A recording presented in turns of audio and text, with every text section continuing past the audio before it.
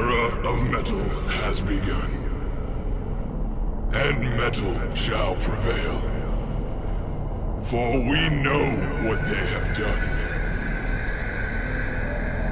5 legends of our realm who sought to follow the path of their dark musings. But they did not know what they had summoned. Pentakill. To these creatures, there is but one thing left to do.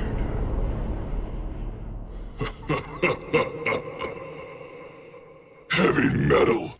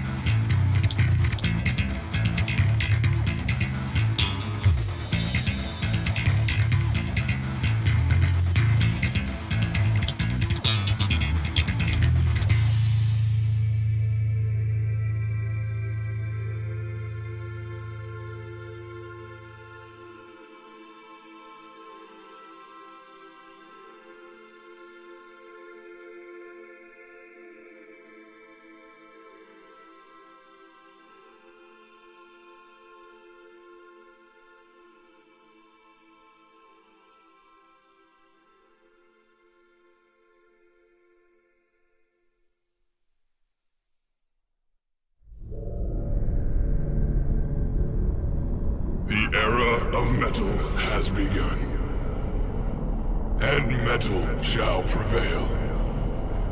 For we know what they have done. 5 legends of our realm who sought to follow the path of their dark musings. But they did not know what they had summoned. Pentakill. To these creatures, there is but one thing left to do.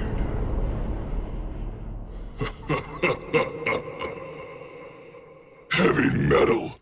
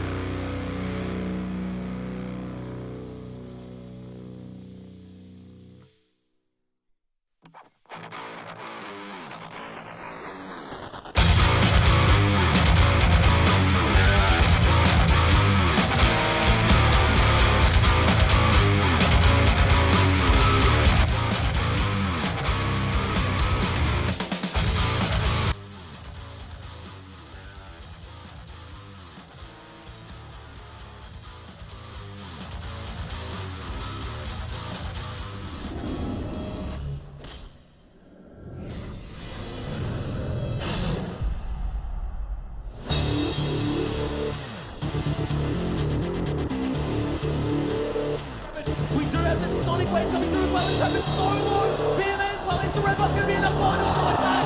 Swift goes one. I am striking first, man. That's This is ridiculous already. Almost in the going so deep on that one. Evaporated. There's the victory for him. Harley going down low. Gets some up. There's another one. That's going to be Swift and next to that kill.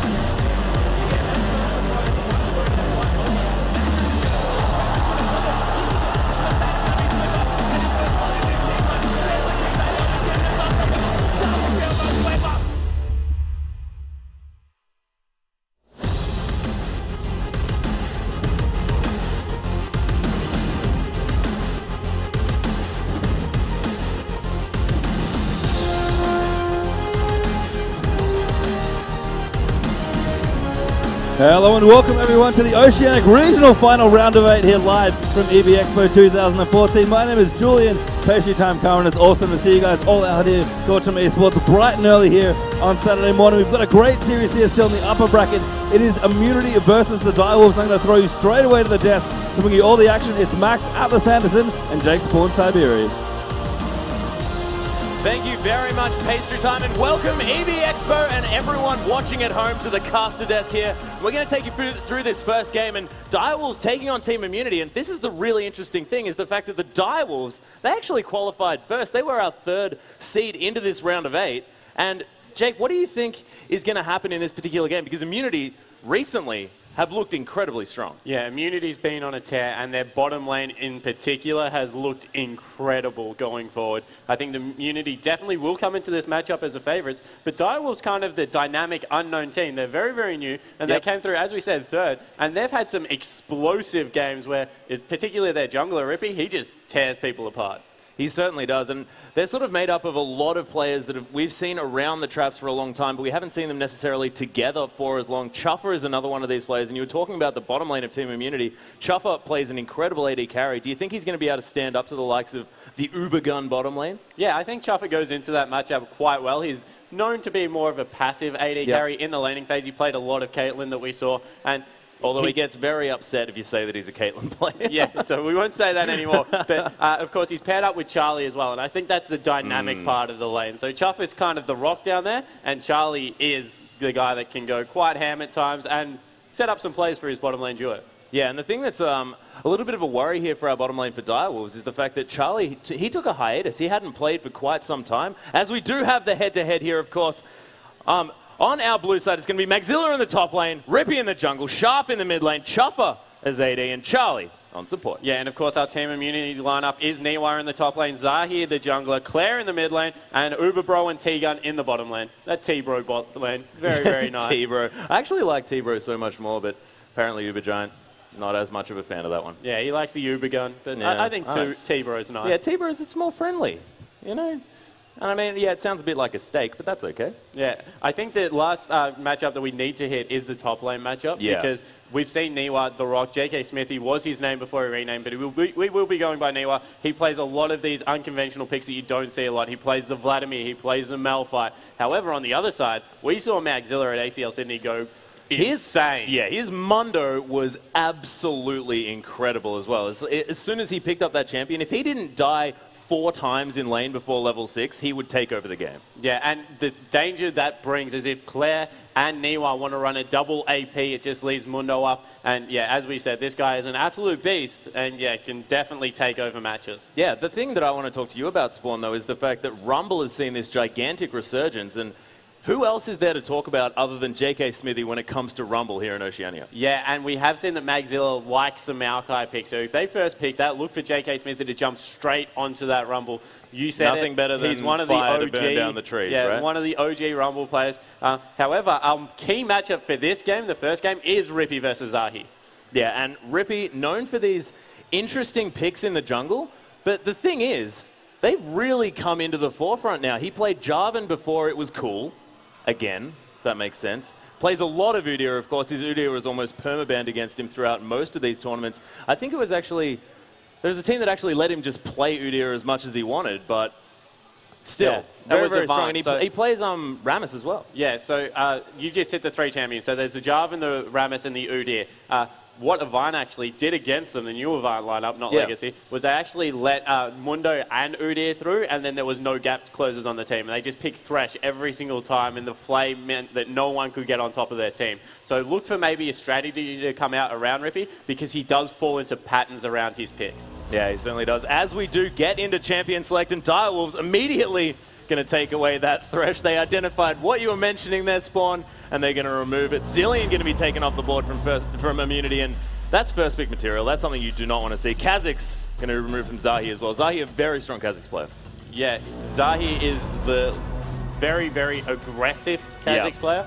So especially now, Kha'Zix is seeing so much flavor of the month, being one of the stronger junglers. We speak about it all the time. It's more his versatility than his outright strength that makes him such a key pick. Xerath being taken away from Sharp. Yeah, I find that an interesting ban here, but because you don't necessarily expect Xerath to be picked up, but Claire probably doesn't want to be picking that one up. Lucian going to be banned away, and that's either aimed at Uberbro or Claire in that mid lane. Claire's mid lane Lucian is ridiculous, and I think Immunity's going to be happy not to see that. And Maokai being taken away from Magzilla, so not looking for the counter pick with the Rumble in this matchup, just trying to take away one of those mega tanks in the top lane. As we said, Magzilla plays them very well. The Poppy Hover. Probably not going to be picked up here, but Tristana, that is a pickup that we could potentially see. That's a dangerous pickup into the Immunity lineup. Uber Bro plays a fantastic Corki. And taking a Tristana into a Corki lane is suicide. So look for maybe a lane swap if that does go down. Yeah, and that'll have to be an interesting lane swap situation as well, because Tristana often wants to get that solo farm in potentially the top lane. So Immunity might be able to capitalize by maneuvering around, maybe getting some early dragons here. But Janna is going to be looked at, of course, with Thresh banned away. I mean, the disengage queen herself, who's been seeing a lot of extra play, especially in Worlds. Yeah, she just adds so many things. The shield, of course, is an extra BF sword late game. And then just the ability for be able to peel for your carry with so many different spells. And then the aura. Her passive, it saw a lot of changes, I guess, with how they made it closer to her, but it's still just that passive, that late game, moving around the map and disengaging and engaging from team fights. Oh my goodness. So useful, as we see Zed locked in. This is the Claire Zed as well. Claire has always been known for these mid lane AD assassins, and who are you going to talk about if you're not going to talk about Zed? So this is very, very scary. That being said, Ryze was left open. Magzilla can pick that one up, or Sharp can play that in the mid lane. I mean, you can build a lot of armor on a Ryze if you want to pick that up against Zed, but it can be very dangerous in the mid lane. And we'll see what Sharp decides to do, of course. There are a lot of options, and his Ziggs is available. Sharp is a fantastic Ziggs player. We'll just see what he decides to go with. It is just going to be the jungle pickup here for Rippy, but at least this isn't something that we're used to seeing Rippy on. No, definitely something new out of Rippy. We mentioned the 3 champions that he generally plays. He's even played a Moo and stuff like this. Like a lot of unconventional, competitive picks. And Ryze is locked in. I think that will be a top lane Ryze for Magzilla. We saw him played, I think, twice in the lead-up tournament. He played a decent job of that, and it will, however, give Niwa something to work with. Oh, he's gone by JK Smithy again. Yes. JK Smithy, something to work with in the top lane. Yeah.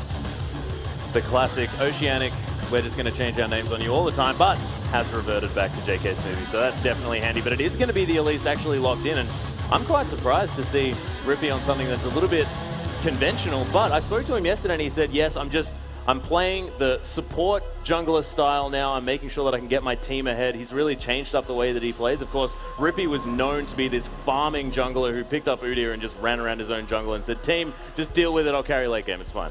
Yeah, he used to give his team a little bit of time at the start of the map where, as you said, he just farmed up. Aurelia pickup. This is a good pickup with the amount of CC that is currently coming out of the Direwolves lineup. Aurelia's passive is going to be so useful. And as we said yesterday, she transitions better into MR than a lot of top laners. Yeah, that's really, really true. And the other thing we forgot to mention is the fact that Zahi's Lee Sin was left up. And Zahi, more than happy to pick up that Lee Sin at any stage. Yeah, one of the prerequisites of jungle, Rippy doesn't really fill it, is that you have to play a fantastic Lee Sin. So we see people like Carbon, Spooks. The other really good Lee Sin in the scene is Zahi at the moment. He's fantastic on the champion. He really is. A little bit over-aggressive sometimes, a little bit Shelby, but definitely is a fantastic player. But Sharp going to be looking at the Orianna. It's already locked in, actually. And Charlie, the Nami. And Nami, I'm a little bit biased, I have to admit. Nami's just the best support right now. Nami is a fantastic support. She does things well in lane as well as in team fight, so she doesn't really have a trough at all. And of course, as soon as you add 3 CC abilities with the bubble, tidal wave, and then the slow that comes out of the Tide Caller's Blessing, it's just, she does everything that you want in a support kit. So I agree, she is one of the better supports. A lot of AP on this team just means that if JK Smithy gets rolling and is able to pick up maybe a Spirit Visage, he could become quite unstoppable. That is very true, and you did mention the fact that Uber Giantspro plays an incredible Corki.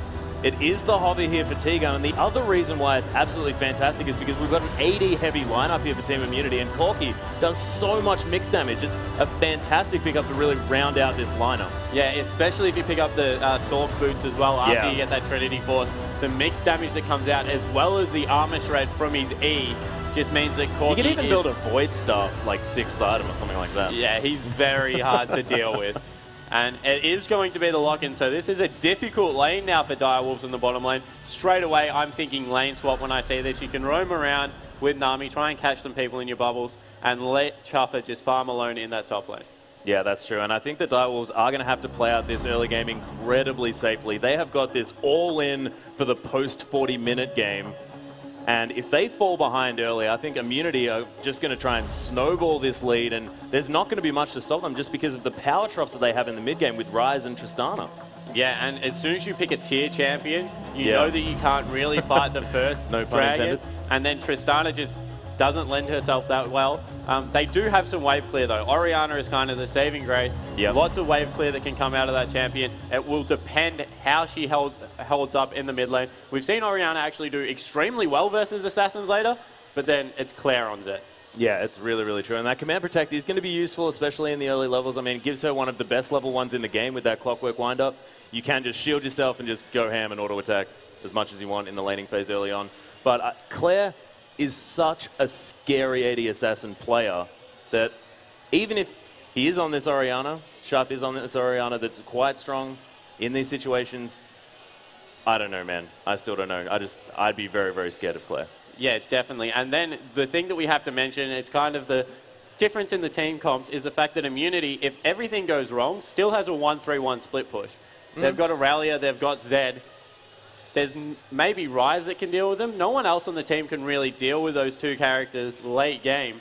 And that's just going to mean that if they do get to a point where they need to start stalling out, they're not going to try and wave clear. They're just going to send people top and bottom and try and push waves out and get as much farm onto those two champions as possible until they become massive. Because in their own right, their late game scaling is scary as well. Well, that's true. I mean, they have a lot of displacement as well with the fact that they have that Janna, they have the Lee Sin as well. So if this teamfight comp that really wants to get in your face with the likes of Ryze comes on them, they've got lots of ways to get rid of them and disengage. Of course, Janna is sort of the queen of disengage, always has been. That Monsoon is so effective, as well as a Howling Gale as well. So you can imagine that Team Immunity, they can pick the fights that they want here as well. Yeah, and as we do jump onto the roof, we mentioned that Direwolves picks these comps that don't really have gap closer engages. All they really have at the moment, as we see, the dominance has been asserted. The auto attacks of Ryze, incredibly scary, coming out from Magzilla. And this guy is a very aggressive top laner as well. JK Smithy has to be a little bit careful. He could potentially just go back to base though. He's not too worried about this one. Sharp is coming through, getting a little bit damage down onto T-Gun. Clockwork wind-up does a little bit more work. T-Gun is going for the gold advantage right there. The money is coming through thick and fast for this support player. Of course, both of our supports have picked up the Spell Thieves, so they are going to be making a little bit more bank as far as those aggressive auto attacks and spells are concerned. But looks like the bottom lane from Direwolves is actually in the bottom lane, so this could be really, really scary for these guys because this Immunity bottom lane, so strong in these early levels. Yeah, Chuffer must be so confident in his and Charlie's ability to not take early harass, because otherwise you just drain Nami's mana. Yeah. Not able to get much harass back for yourself. And once level 5 is reached and that shield is level 3 on Janna, that's going to be so much harass coming out with Phosphorus Bomb auto attack. That's like basically giving your AD carry an extra pickaxe or something like that. It's a little bit scary. That being said, our mid laners are going to face off here. We'll see whether Sharp can get some harass down early. Of course, if you manage to get the Zed down a little bit low, there's a little bit less of a chance that you're going to get smacked to death. JK Smithy actually helping Zahi there, whereas Rippy's starting the buff by himself. Yeah, getting a little bit of payback on Rippy, just for the fact that he often just sits in his jungle and farms. They say, yep, you can sit in your jungle and farm. We're not going to leave for it. Phosphorus Bomb is going to come through, a little bit of extra damage onto Chuffer, and look at Charlie taking so much from T-Gun, just happy to throw that shield on himself and get a lot of extra auto attack damage down. And he's unrelenting here. Phosphorus Bomb not going to actually land, but dominance has been asserted from Team Immunity here in this bottom lane. Yeah, and they've got the early push out, meaning that they can get level 2 now much sooner, and wow, they're still going for this one. Yeah, not a lot of mana left on Uber Giants, where he has missed a couple of those, and T-Gun finally taken too much damage before he actually has to back the heck out of there. And in saying that, they have now reached level 2. They have the lane advantage. Minion wave pushing, and wow, they're going to go in for this, I think. There's the Howling Gale. Nice Ebb and Flow, going to keep Chuffer a little bit more healthy as level 2 does come through for Direwolves. And Tycaller's Blessing is going to really help as far as equaling out that extra shield damage from T-Gun.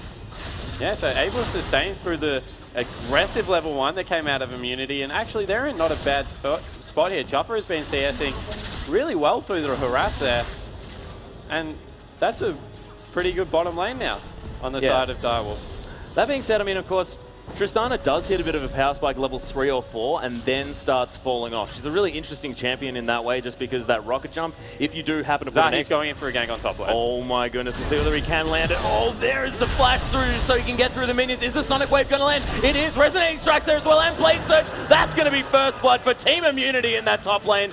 And Zahi, we told everyone how aggressive he is, and that's a perfect example. Yeah, really good flash stun coming out of JK Smithy there to make that gank happen. Just as soon as that came through, bubble. And there was no minion wave to help out Magzilla in that top lane, he was overextended as a Ryze, and Ryze without these items isn't that late game powerhouse yet. He's only just picked up his tier, so he's going to have to wander his way back into that top lane. They're revisiting this just to push it out and let JK Smithy have a free back. Yeah, Magzilla using that teleport to get back to lane, so not punished too much as far as losing out on creeps is concerned there in that top lane, but has to be very careful for the return gank of Zahi, because that flash and teleport are both down, and if he has to blow both of those, it's a long walk back to that lane, and it's going to mean that JK Smithy can just have all the time in the world, farm up, and get that experience advantage as well. And if you get an Aurelia ahead, I mean, we've seen time and time again, you better nerf Aurelia, and that's the reason, is because she gets ahead, she can just trash everything. However, the farm is heavily in Magzilla's favor there, and the kill didn't go over to JK Smithy.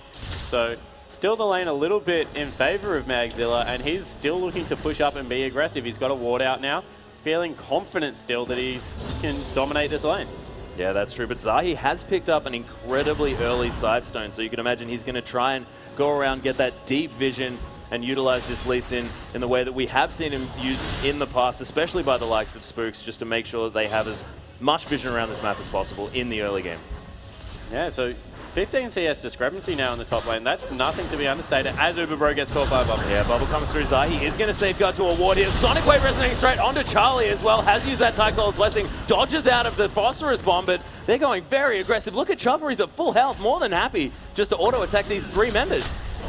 Yeah, and they're trying to get this wave pushed out now to send Uberbro back to shop. Zahi doing a great job of supporting his lanes and allowing people to buy without losing any minion waves. Yeah, Rippy has come down to this bottom lane. Very smart play out of the jungler on the side of Immunity. That's good to see that he's in and involved early in his lanes.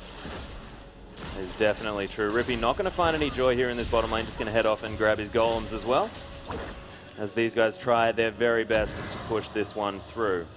Uber Giantsboro has headed back to base. As you mentioned, Phage not quite built up just yet. Oh, there's the shockwave actually coming through. Deathmark going to dodge it!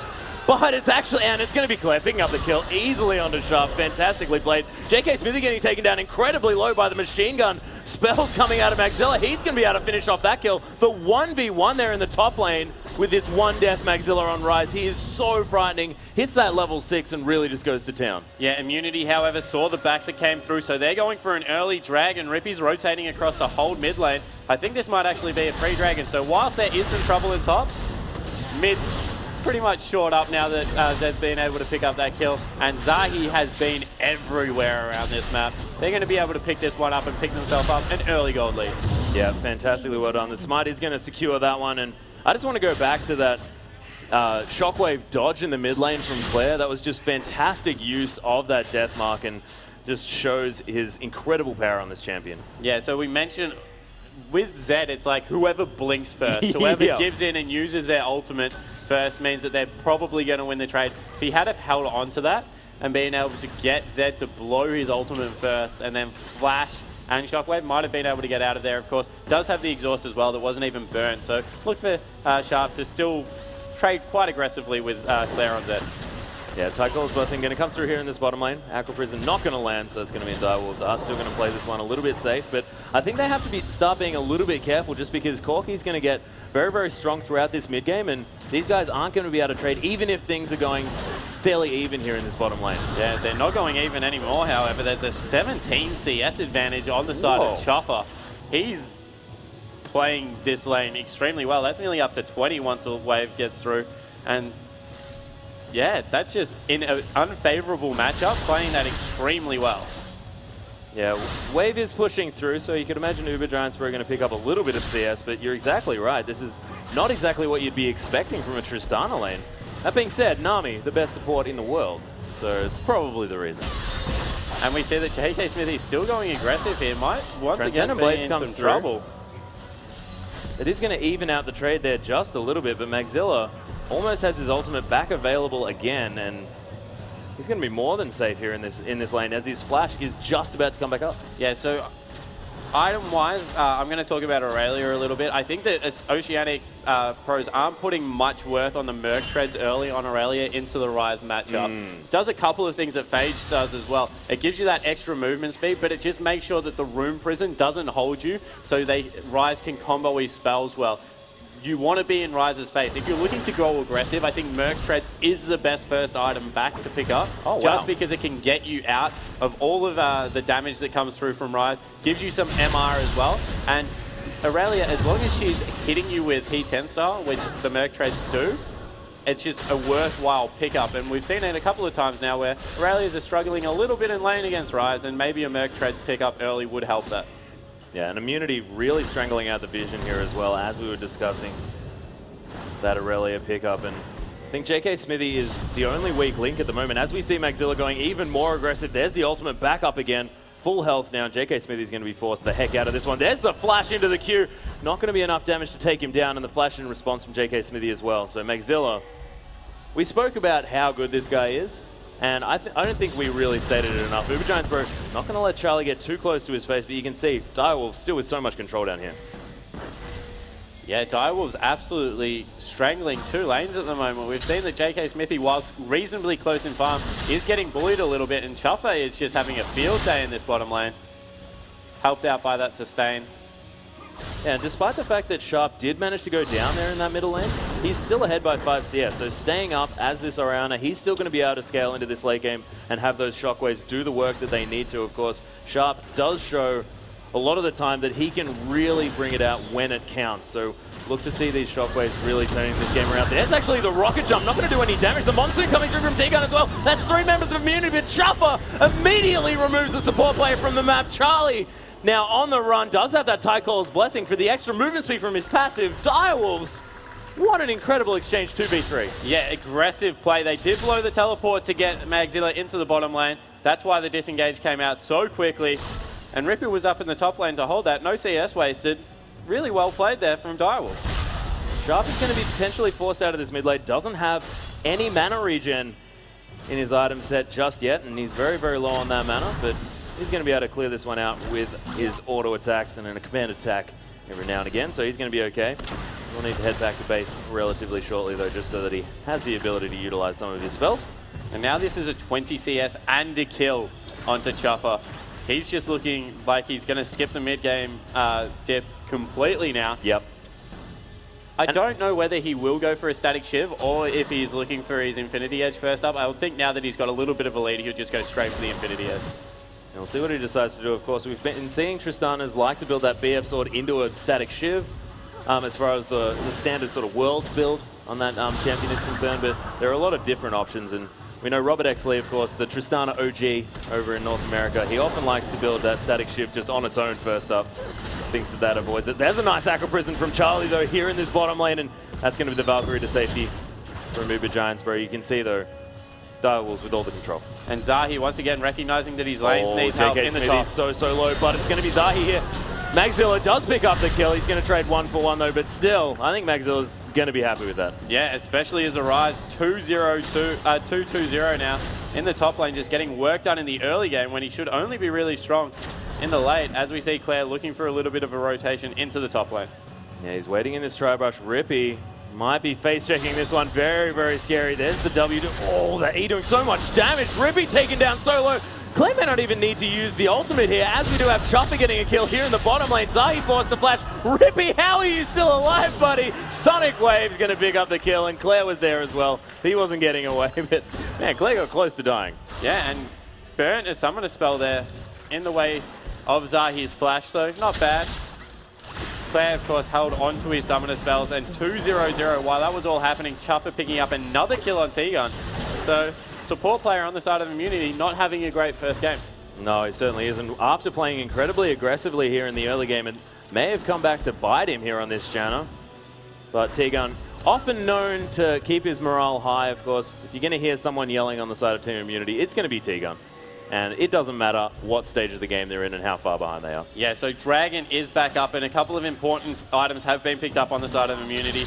Sheen finished on both top lane and bottom lane now, as well as a jungle item coming out from Zahi. So they're stronger still in a 5v5, although Static Shiv's now being picked up from Chuffer. So he is looking to use his build to avoid that power trough. Yeah, Team Immunity looking to pick up the second Dragon for them and for the game as well. They are going to be able to secure this one.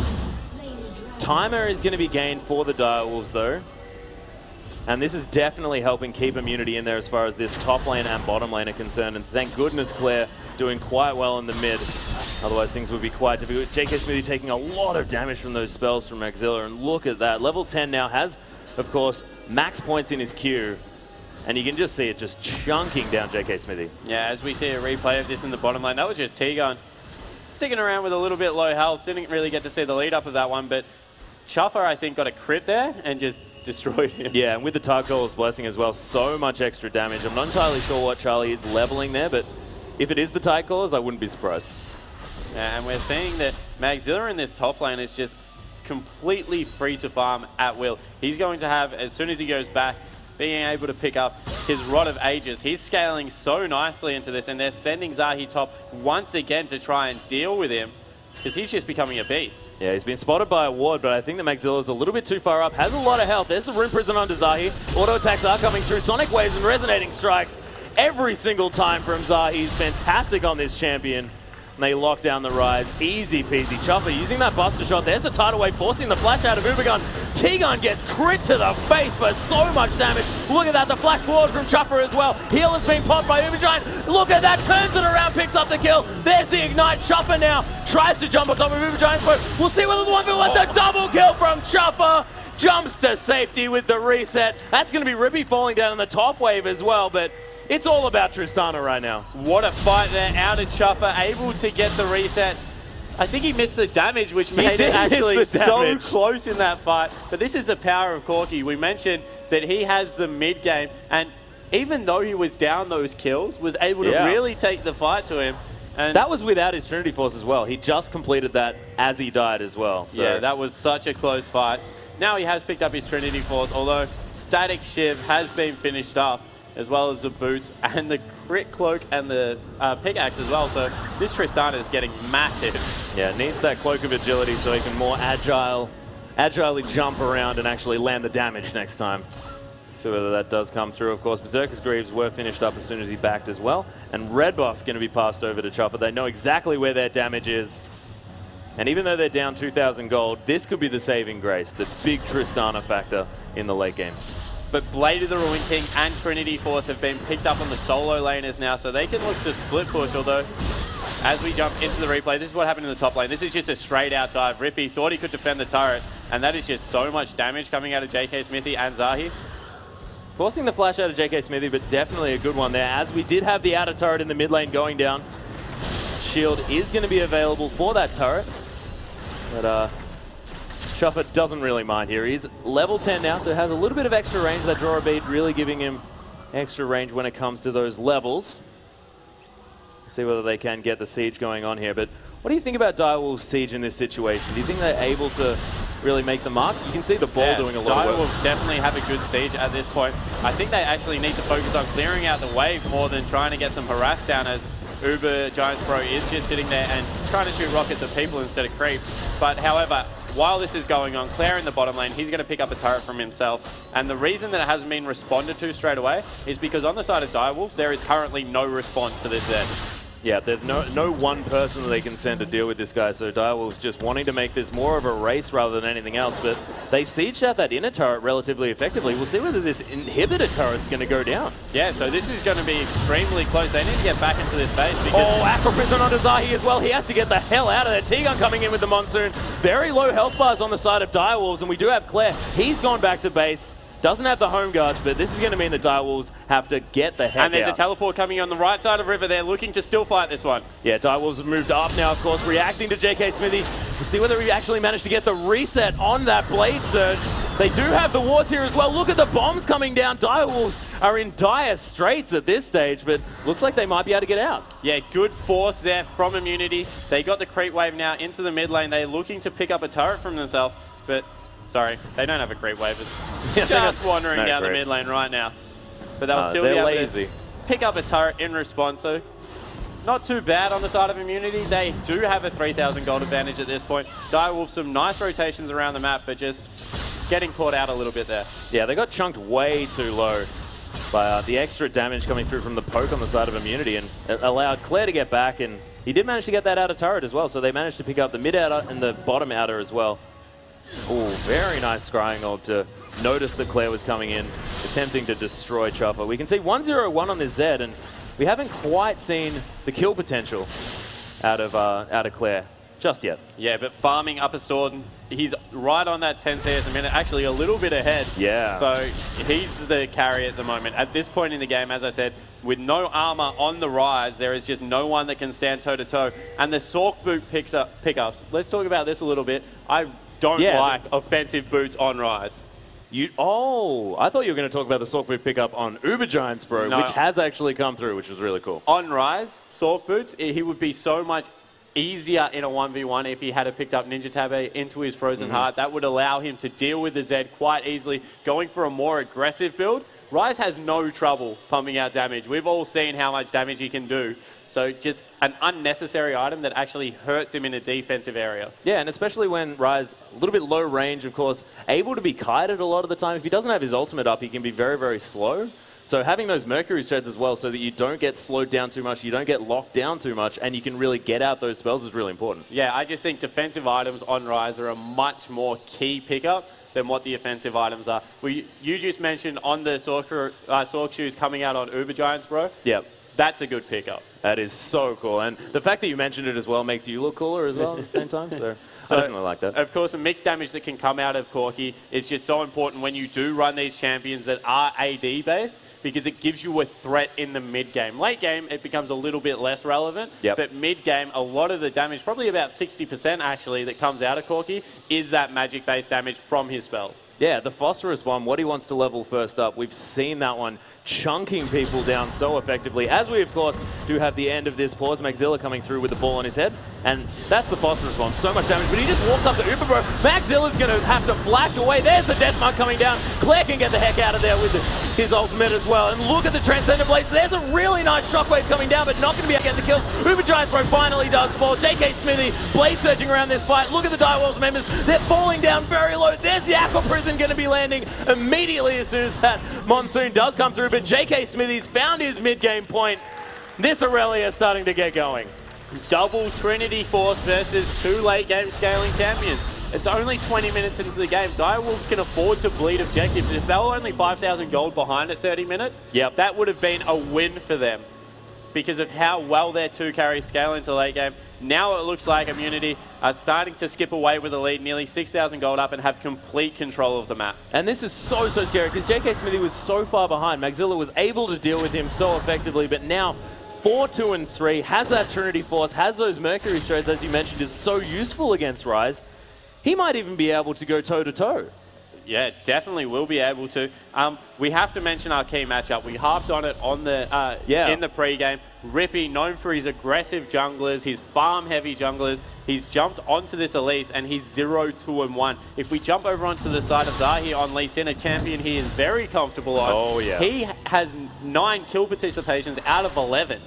He's been everywhere over the map, much more influential, and I would look to get Rippy into the next game, win or loss, onto a champion that he is more comfortable on.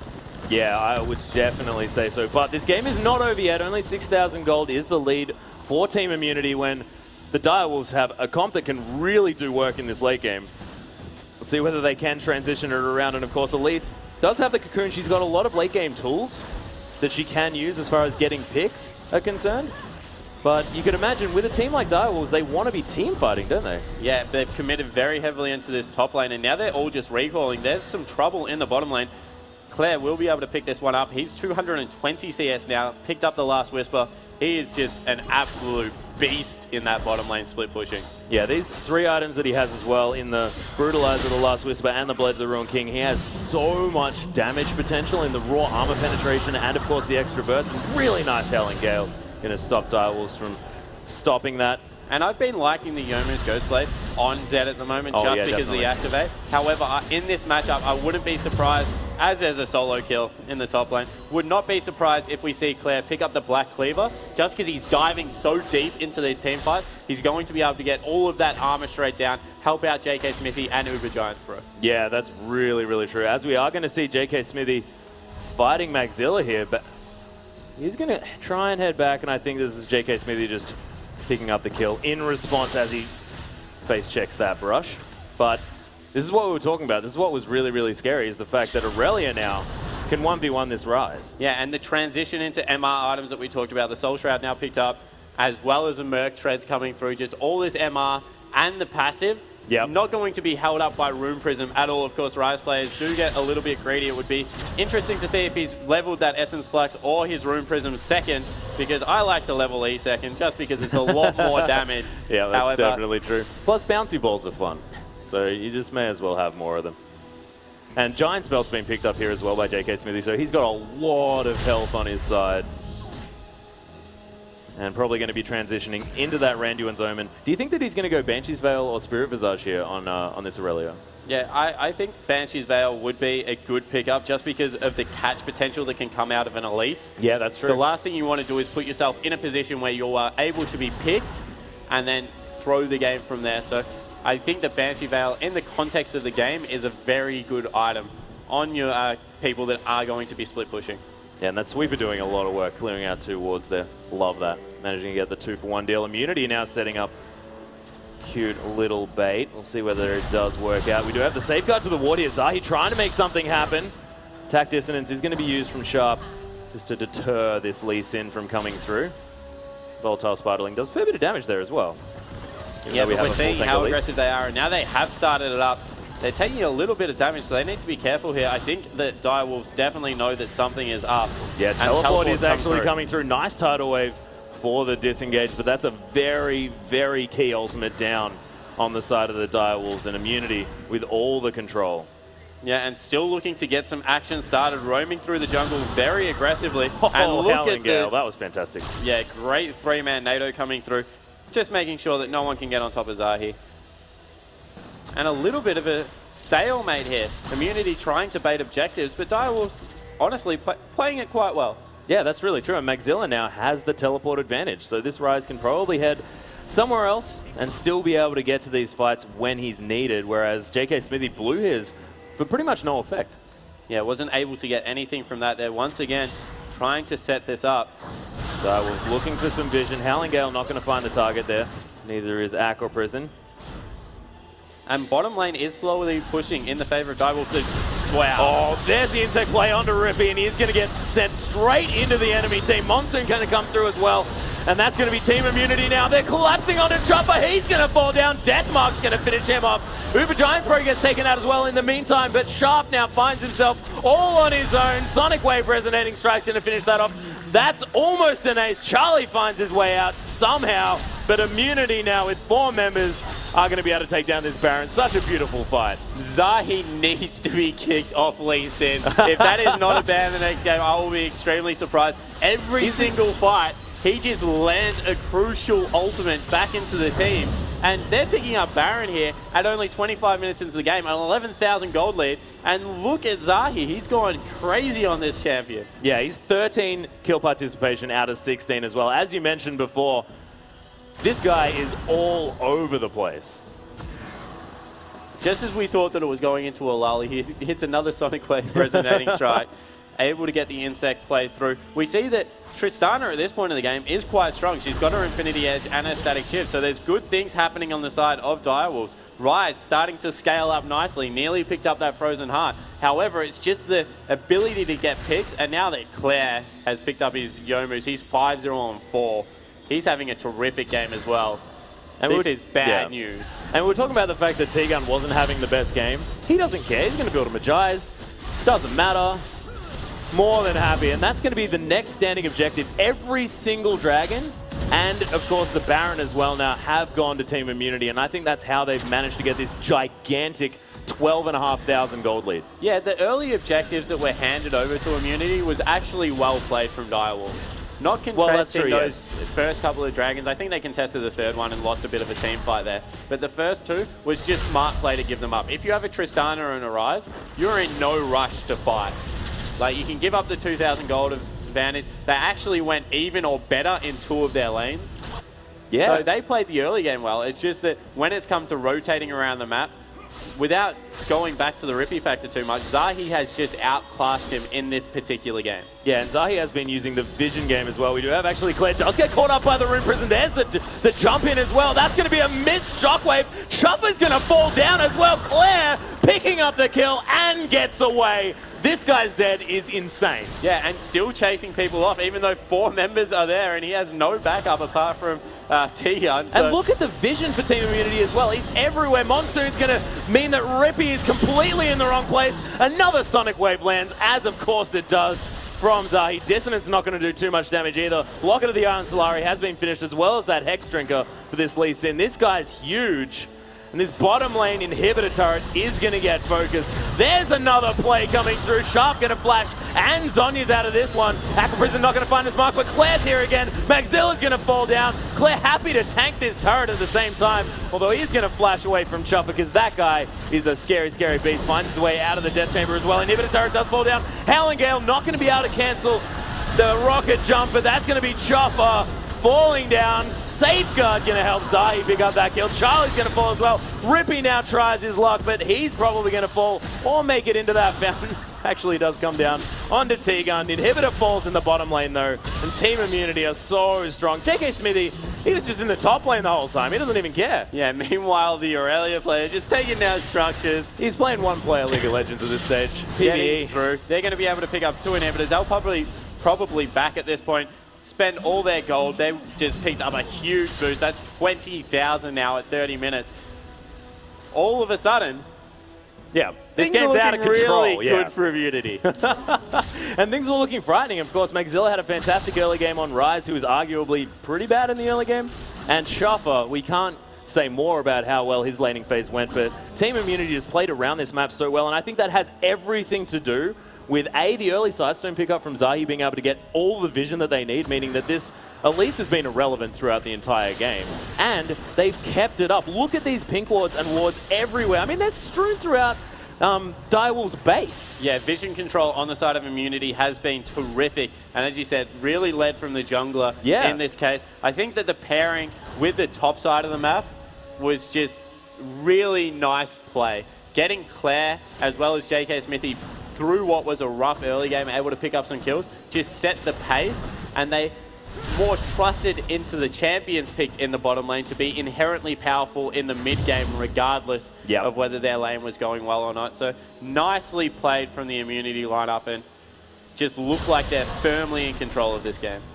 Yeah, and Uber Giants Pro now has definitely caught up in items at the same time. I mean, Chuffer had such a massive lead early on, but you can see Infinity Edge, Trinity Force, and has that Spectre's Cowl as well as the Sorcerer's Shoes. So he's going to be a little bit more tanky, just able to deal with a lot of this damage. And Trinity Force Infinity Edge, I mean, that's so much money spent on these two items. It's so much damage. Yeah, and from there, you don't really need at this point in the game more damage because he's not an auto attack-based champion, not looking for, obviously, the static shift or the Phantom Dance. So nice build there. And Claire is on the inhibitor turret. Trying to split push, but when the lane actually becomes the enemy's base, it's a little bit difficult to deal with, but these guys are so far ahead, almost 20,000 gold. Inner turret is going to go down, and here's the fight. Zahi actually gets caught. There's a three-man shockwave, but you can see it just does no damage. Sharp takes half of his health from one spell from Zahi. The exhaust being popped. Zonya's hourglass there as well. Sharp doesn't have any mana. Deathmark's going to come through. Maybe not necessary at this stage. Chopper's trying to get the work done in the back line. Rippy gets the heal to come through as well. JK Smith, the equilibrium strike for a lot of work. And Chopper now tries to get the damage down, but not going to happen.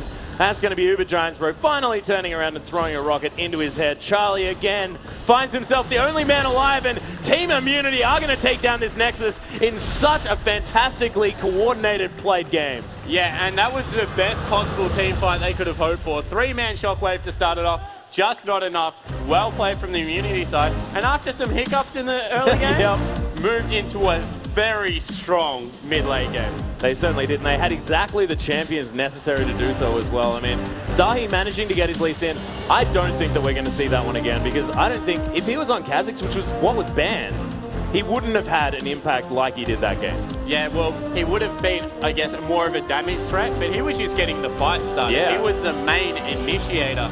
And just giving him a dynamic champion like that, able to get through the lineups. We saw he misplayed one kick, and that was the last one. Yeah. The rest of them were flawless. And the majority of the Sonic waves as well. And I mean, we've had a go at Zahi sometimes for his overly aggressive plays. This game, he was making calculated plays and hitting everything that he needed to. Yeah, and he was getting in there the correct way. He wasn't having to burn his flash to set up a lot of these plays. A lot of them were actually ward jumps. So, yeah, he played that game terrifically. JK Smithy, we talk about veteran status in the top lane after a rough lane that he should have won as we go into the last fight. Wow, Zahi, that's just a demonstration of how good this guy is on Lee Sin.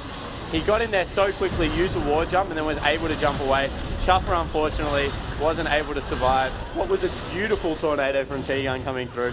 But this is just a demonstration on how they grouped up. Zahi left because he was low on health, and the rest of the team just carried through and were able to take the game. And that pick potential was just so beautiful at the same time, with T-Gun and Zahi working together with that Monsoon and the kick, using the Monsoon to then further push Rippy into the enemy team, meaning that they can easily pick up that kill, make it a 4v5 and carry on from there. Sharp did play a decent Orianna, just didn't have his team around him in these fights. He landed 3-man and 2-man shockwaves throughout this game, and we'll see whether Sharp can really carry it through to the second matchup and stay with his head in this game. Sharp played a good lane Orianna. I think in the team fights he actually looked a little bit lost, wasn't able to get much impact down with his ultimate. So I think, yeah, in the lane, Orianna did fine, but she should against Zed. Claire well and truly won that matchup. Oh, yeah, and he farmed so incredibly well. I think he was still at 10 a minute at the end of that game as well, when he was focusing more on team fights. Yeah, definitely. He had a terrific game. Just across the board, well played. I think the saving grace is the bottom lane. Chuffer and Charlie looking very, very strong. In a losing matchup, doing well, so I think that's where the focus will go next game. Yeah, I think so as well, and we'll see whether Uber Giantsbro can have a little bit of a better time in that bottom lane this time around. We'll see whether he can manage to hold his own, because Chuffer was so strong, and Direwolves just need to learn to transition these leads in their lanes to objectives across this map as well. Yeah, so that was more of a team comp thing, picking the two late game scaling. I think they would have been fine to fight a couple of the objectives if they wanted to. I think it was just more that they chose to give them up, and then they lost one crucial fight when the Trinity forces came through, and from there it was just a slippery slope. Yeah, it's a little bit dangerous, but we will have Game 2 coming up very, very shortly, guys. Do not go anywhere.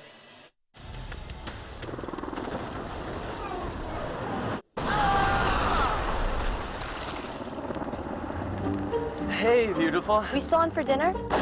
Remember, 9 o'clock. Ha! 9 o'clock, right? How about 8:30 at the vegan place? Actually, I'm in the mood for barbecue. Sounds good. Take your call and stay in the game. With the Plantronics rig, headset, and mixer, life comes to games like never before.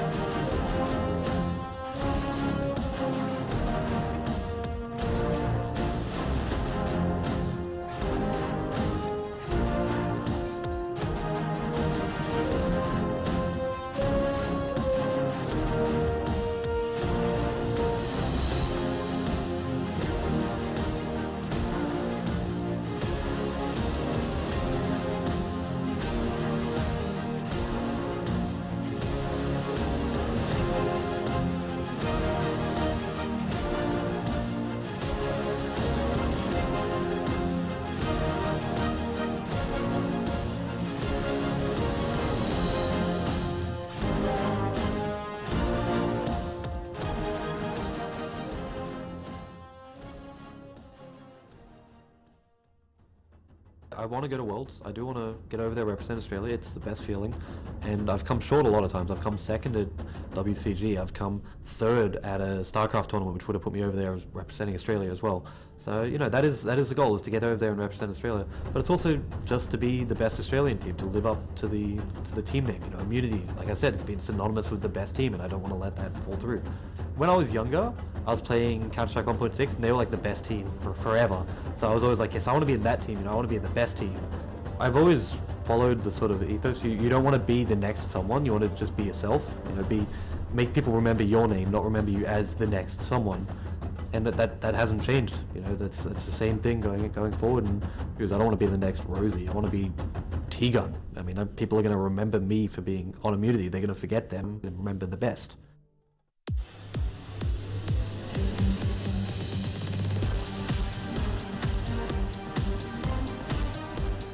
Welcome back, ladies and gentlemen, here to the Oceanic Regional Finals for the second game between Team Immunity and the Direwolves. And we just heard from T-Gun there. Them some fighting words against Rosie from the Chiefs. Yeah, doesn't want to be remembered as the next Rosie. He just wants to be himself. And I think that in that game, picking up the Janna did a pretty good job late game. Yeah, and I have a feeling he should probably pick up Blitzcrank if he really wants to be remembered as the T-Gun that we all know and love.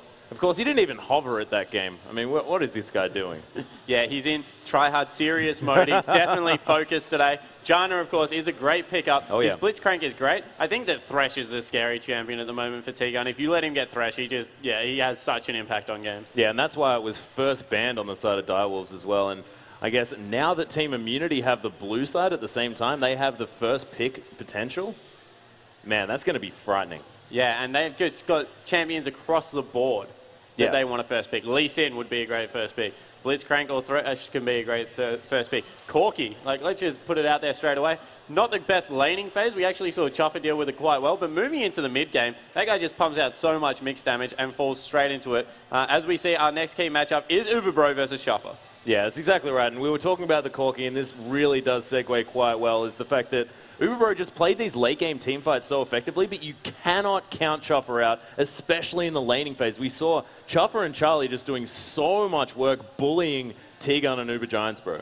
Yeah, they've a very good coordinated bot lane, Chuffer and Charlie. They play, once they got through the rough level 1, they played the rest of the lane very well, were able to turn a 3v2 gank at one point and pick up a kill for Chuffer. Yep. And he was like 4-0 during that game. He had a terrific early game. Yeah, he certainly did. Unfortunately, his team wasn't quite able to carry him out of that, or he wasn't able to carry his team out of that, and did manage to fall behind and Immunity got through. But I think that had a lot to do more with the top lane and jungle, especially the jungle here. I mean, Zahi just had such a fantastic game on Lee Sin, so you can imagine Direwolves get rid of that Lee Sin pick and maybe try and do something else instead and force Immunity into somewhere that they're not quite as comfortable, because we just saw that they were just so happy everywhere they were just because of Zahi's control. But we are, of course, into Champion Select. Zillion and Xerath going to be the same bands coming out from Team Immunity, and Zed taken off the board from Direwolves. They do not want to repeat a last game. Yeah, not surprised whatsoever. What the Zillion pick does tell us is that Claire wants to stick with Assassins. He wants to be able to delete someone off the map.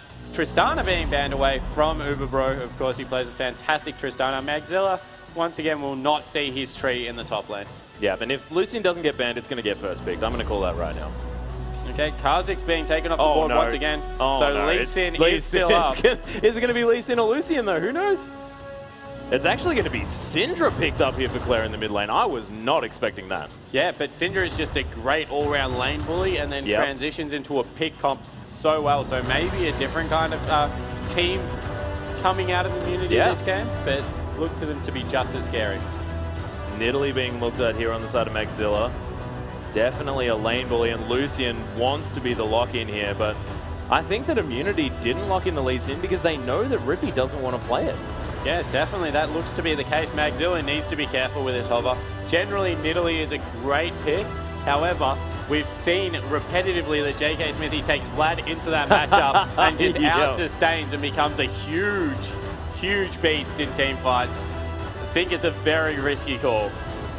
It is a risky decision. You can see they are considering it, not entirely sure Has they been were, locked in. they are going to actually lock it in. So they're going for a split push comp here, and Magzilla just wanting to make sure that he can be as aggressive as possible and put himself on an island. Yeah, and we also saw a matchup where in America, actually, when we went over to commentate, that the top laners were picking Malphite into Nidalee as well. Trolls. Cali Trolls said that it was a very favorable matchup, was actually quite fervent about how good it was, and the fact that you can make more impact, you can still push it out of lane, can't harass you because of the way you build. So look for those two champions. JK Smithy plays well, although is hovering Rise at the moment. Yeah, and that's going to be the Thresh going through as well. So, like you mentioned, T-Gun's so terrifying on any champion with a hook.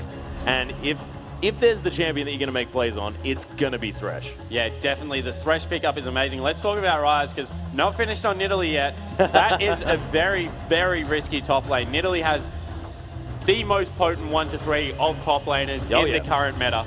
Can 100-0 you quite easily. And Rise has probably the worst 1-3 against range. Against melee, it's fine. You can harass them with auto attacks, get control of the lane, but Nidalee is going to be able to just stay in human form and throw spears at him for days. That is true, and if he does manage to hit that level 2 point, I mean, if you do land one of those spears, you just pounce on their face and kill them. Yeah, definitely. We are seeing that Rippy is hovering over, Sharp's hovering over Jarvan for Rippy. Charlie will be going with Janna this time round. Looking to get some disengage away from T-Gun's threat. And we know that Charlie's been playing support for so incredibly long in this scene. Played Janna a lot when she was at her most popular, which was a couple of years ago now, I guess. But definitely, it's like riding a bike, Janna. You can just hop back on. T-Gun finally remembers that he's got to hover that Blitzcrank, and Lee Sin just going to get straight back in the hands of Zahi, and this team comp is looking really, really scary for their single target lockdown and their pick potential. Yeah, they have great pick potential. If Zahi can kick anyone into the team, they will die straight away. Yeah, not to mention the Scatter the Weak Dark Sphere combo, and of course Death Sentence is coming from everywhere. I mean, even JK Smithy can just run into people's faces in Room Prison. Yeah, look for Sharp to pick up what could be a split pushing mid laner here. I don't think they want to fight 5v5 whatsoever. Yeah. Or be in a position where they're trying to fight for vision. Get Magzilla in that top lane, split pushing very hard on Nidalee. Maybe get something in the mid lane that can do the same. Potentially a Talon. Yeah, I just think it's beautiful that this Syndra was the first pick here, because it means that Yasuo is impossible to play in that mid lane. Syndra just deals with him so effectively. And Sharp doesn't necessarily play it all that often, but yeah, Talon is going to be difficult to play against Syndra as well, especially now that he doesn't have a silence. Oh, is it the patch where his silence has gone as well? So we see that you'll actually pick up a Zig, so a lot of wave clear, so they're just trusting on Magzilla to actually hold the split pushing. It's still with the 4-man into what is a very good pick comp. This is a great team fight from Immunity coming out. Yeah, and they've changed up the lineup as well, so they haven't decided to do the same thing again, which is really, really important. It means that Direwolves not able just to ban away exactly what they faced before. I mean, they just chose Zed as really the linchpin of their last team comp, and Immunity just says, okay, we're just going to do this just as well. And we'll see whether they manage to actually do it. I mean, Rippy on this Jarvan, I think he's going to have much more of an impact. So we'll see whether he can utilize that one. And Sharp now, this is his comfort champion. This is the guy that is able to play the Ziggs to really, really high impact. Yeah, and Ziggs is just so good against these long-range matchups, can farm for days, and just stalls a game really well. Looking to get it into the point where Magzilla can just keep taking objectives around the map, try and pull Immunity out of position, and then get favorable fights. Yeah, and he can also wave clear really well, so his anti-siege is fantastic. So you have this Nidalee split pushing away, and then you can just clear out those waves and mean that Immunity can't necessarily siege as effectively on you. But if Immunity gets like one pick in that siege situation, then that could be all over for the Direwolves. Yeah, if they kill the Ziggs, then they cannot hold turrets. That's pretty much as simple.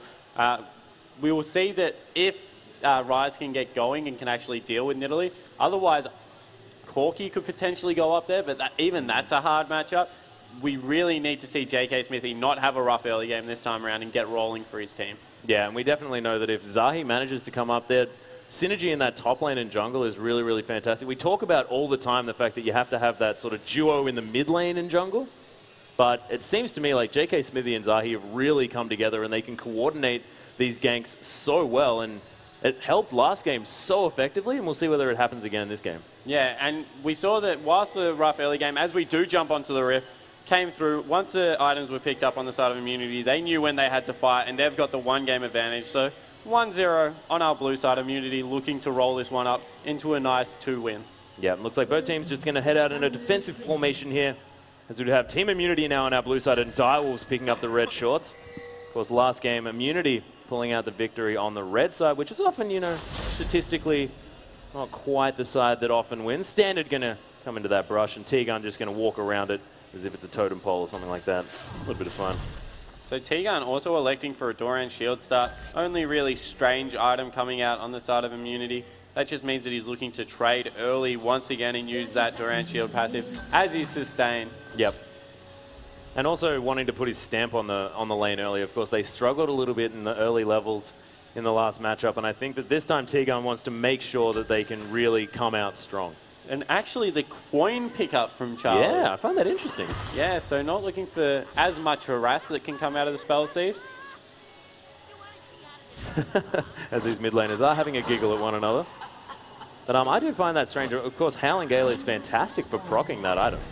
Yeah, it certainly is. He might just be looking to get a rush on some more movement speed, reposition his team around the map, try and be able to rotate to match Immunity.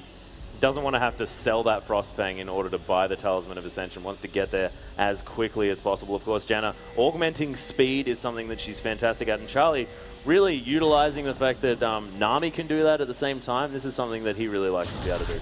Yeah, and Rippy and Zahi starting topside on the map. Once again, Rippy will be by himself.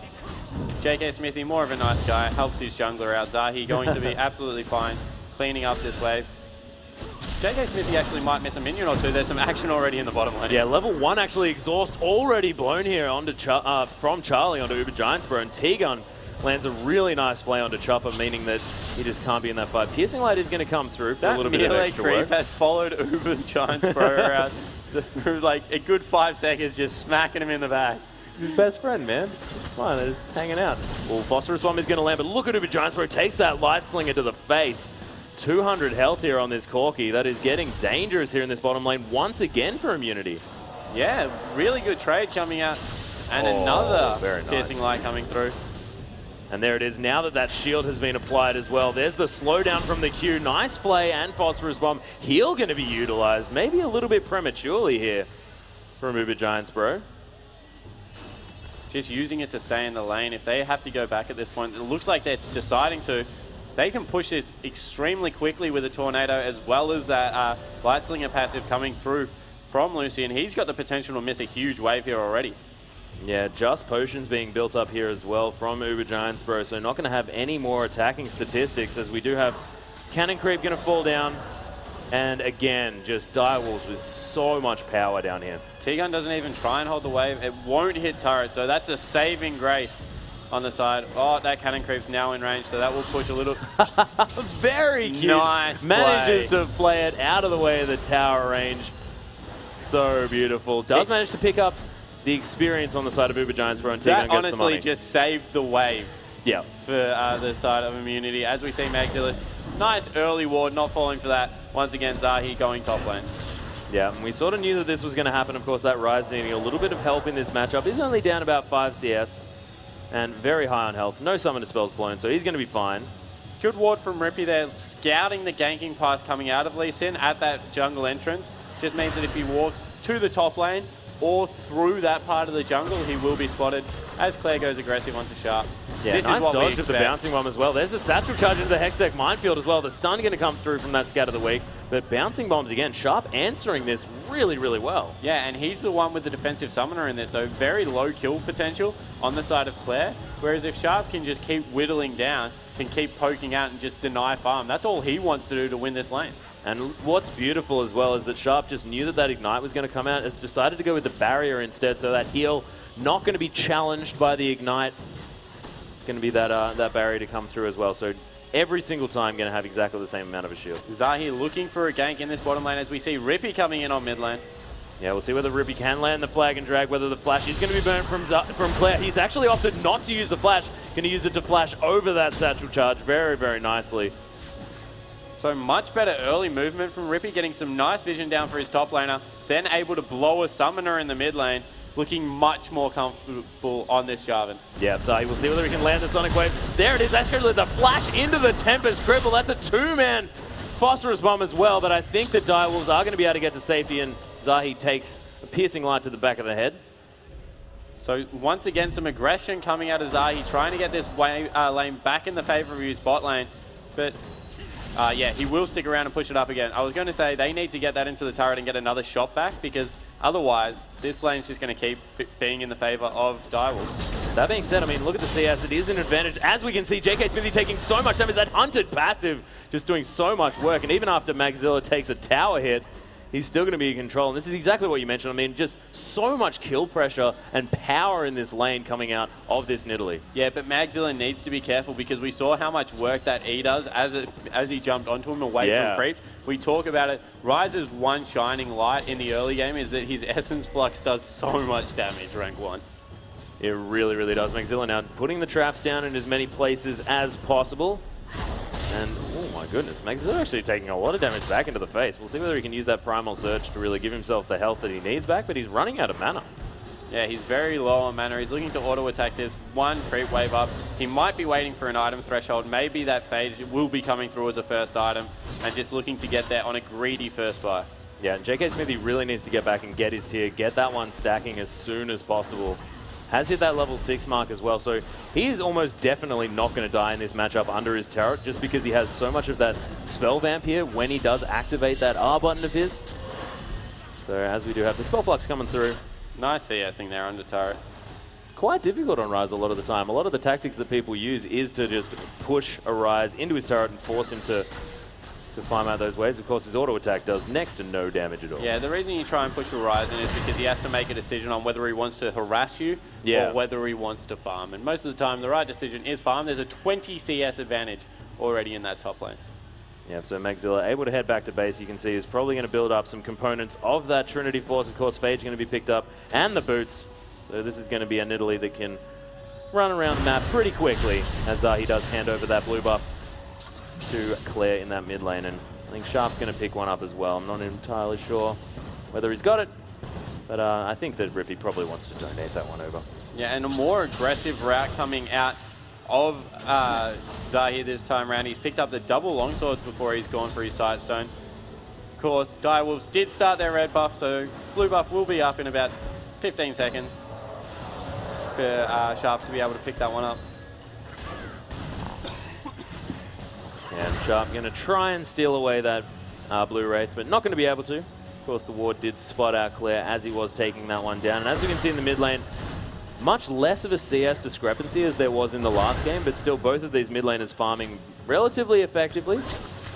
Well, Claire's actually ahead this time around, whereas before he wasn't, as we see Magzilla going extremely aggressive.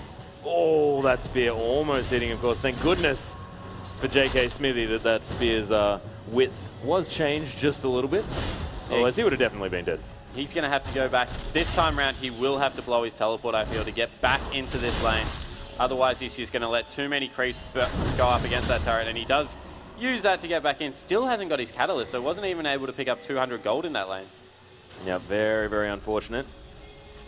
But, you know, he's going to be fine. Just going to farm out under turret. I think it was intelligent not to use that teleport when the wave wasn't going to hit the turret last time. Meaning that now that Magzilla's, there's the Cataclysm coming through as well. Every ultimate first blood actually going to be gained by Sharp in the mid lane. Magzilla was there, but unnecessary, and they're going to be able to transition into a dragon. So now Direwolves with the dragon pressure. As soon as they saw the teleport had been burnt from Ryze, they were just like, let's go, getting dragon. Picking up the mid lane, honestly, was just a bonus. They could have just chunked Claire out, but they've got the first objective. They've got themselves what will be nearly a 2,000 gold advantage, and wow, what a different early game coming out of Direwolves. Yeah, and the Descend's almost trying to steal that dragon away. But the thing that was fantastic as well is that Direwolves timed the flash on Claire immaculately. It's only just come off cooldown now, so that meant that they timed it within about 40 seconds and made sure that they were there to get the Cataclysm, meaning that Claire just could go nowhere. Mega Inferno Bomb in exactly the right place. Just really, really well orchestrated gank and rotation here from the Direwolves. They are not done. And look at that 100 passive, just doing so much work. The flash into the pounce, the kick, meaning that this Nidalee is going to have to try and redouble her efforts to try and get through here, but not going to quite land. And nice safeguard to the ward in order to create just enough distance for Zahi to escape from that one. Yeah, a little bit of a short jump, actually, as we see some action in the Oh, bottom lane. Descends and the Flay going to land onto Charlie. Monsoon going to be used to get T-Gun way out of position. There's the Piercing Light Ignite onto Charlie as well. They want to focus down this Janna, but not going to be enough work. The Culling's going to come through, going to clear out this wave. Shuffer with the shield on has so much damage here. Pickaxe and Doran's Blade against Ruby Crystal, Longsword, and Doran's Blade as well here coming out of Uber Giantsboro. So not doing too badly here, and we can see 80 to 90 CS. It's not the discrepancy that we saw last time. Uber Giantsboro doing a little bit better here in a matchup that we would have expected to go a little bit further in favor of Chuffer. Yeah, Chuffer's played it... in comparison to Tristana. Yeah, in comparison to the Tristana matchup, definitely. Chuffer's played the bottom lane once again extremely well. Charlie has also played his Jonah quite nicely. He's used summoner spells pretty much on cooldown though, especially that exhaust. And they will be able to go back. The BF sword now has been picked up, so this is where Chuffer needs to get some work done.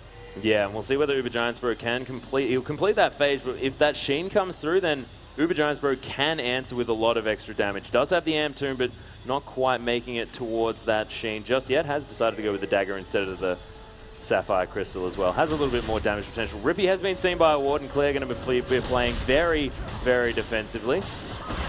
He's going to be able to get the stun onto Rippy as well. Not a lot of magic resist. And that sweeper going to be utilized. They are going to be able to see the fact that there is that pink ward, so Direwolf is going to get a little bit of that vision cleared out.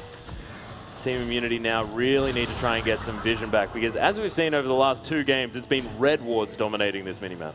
Yeah, and once again, Zahi has picked up that side stone now, so electing to go for that. Wow, he needs to be careful. Magzilla's hunting him once again. Yeah, he has seen him. Magzilla now finds his way into the Wolf camp. Of course, the Wolves handily helping Zahi as far as not getting hunted by that spear.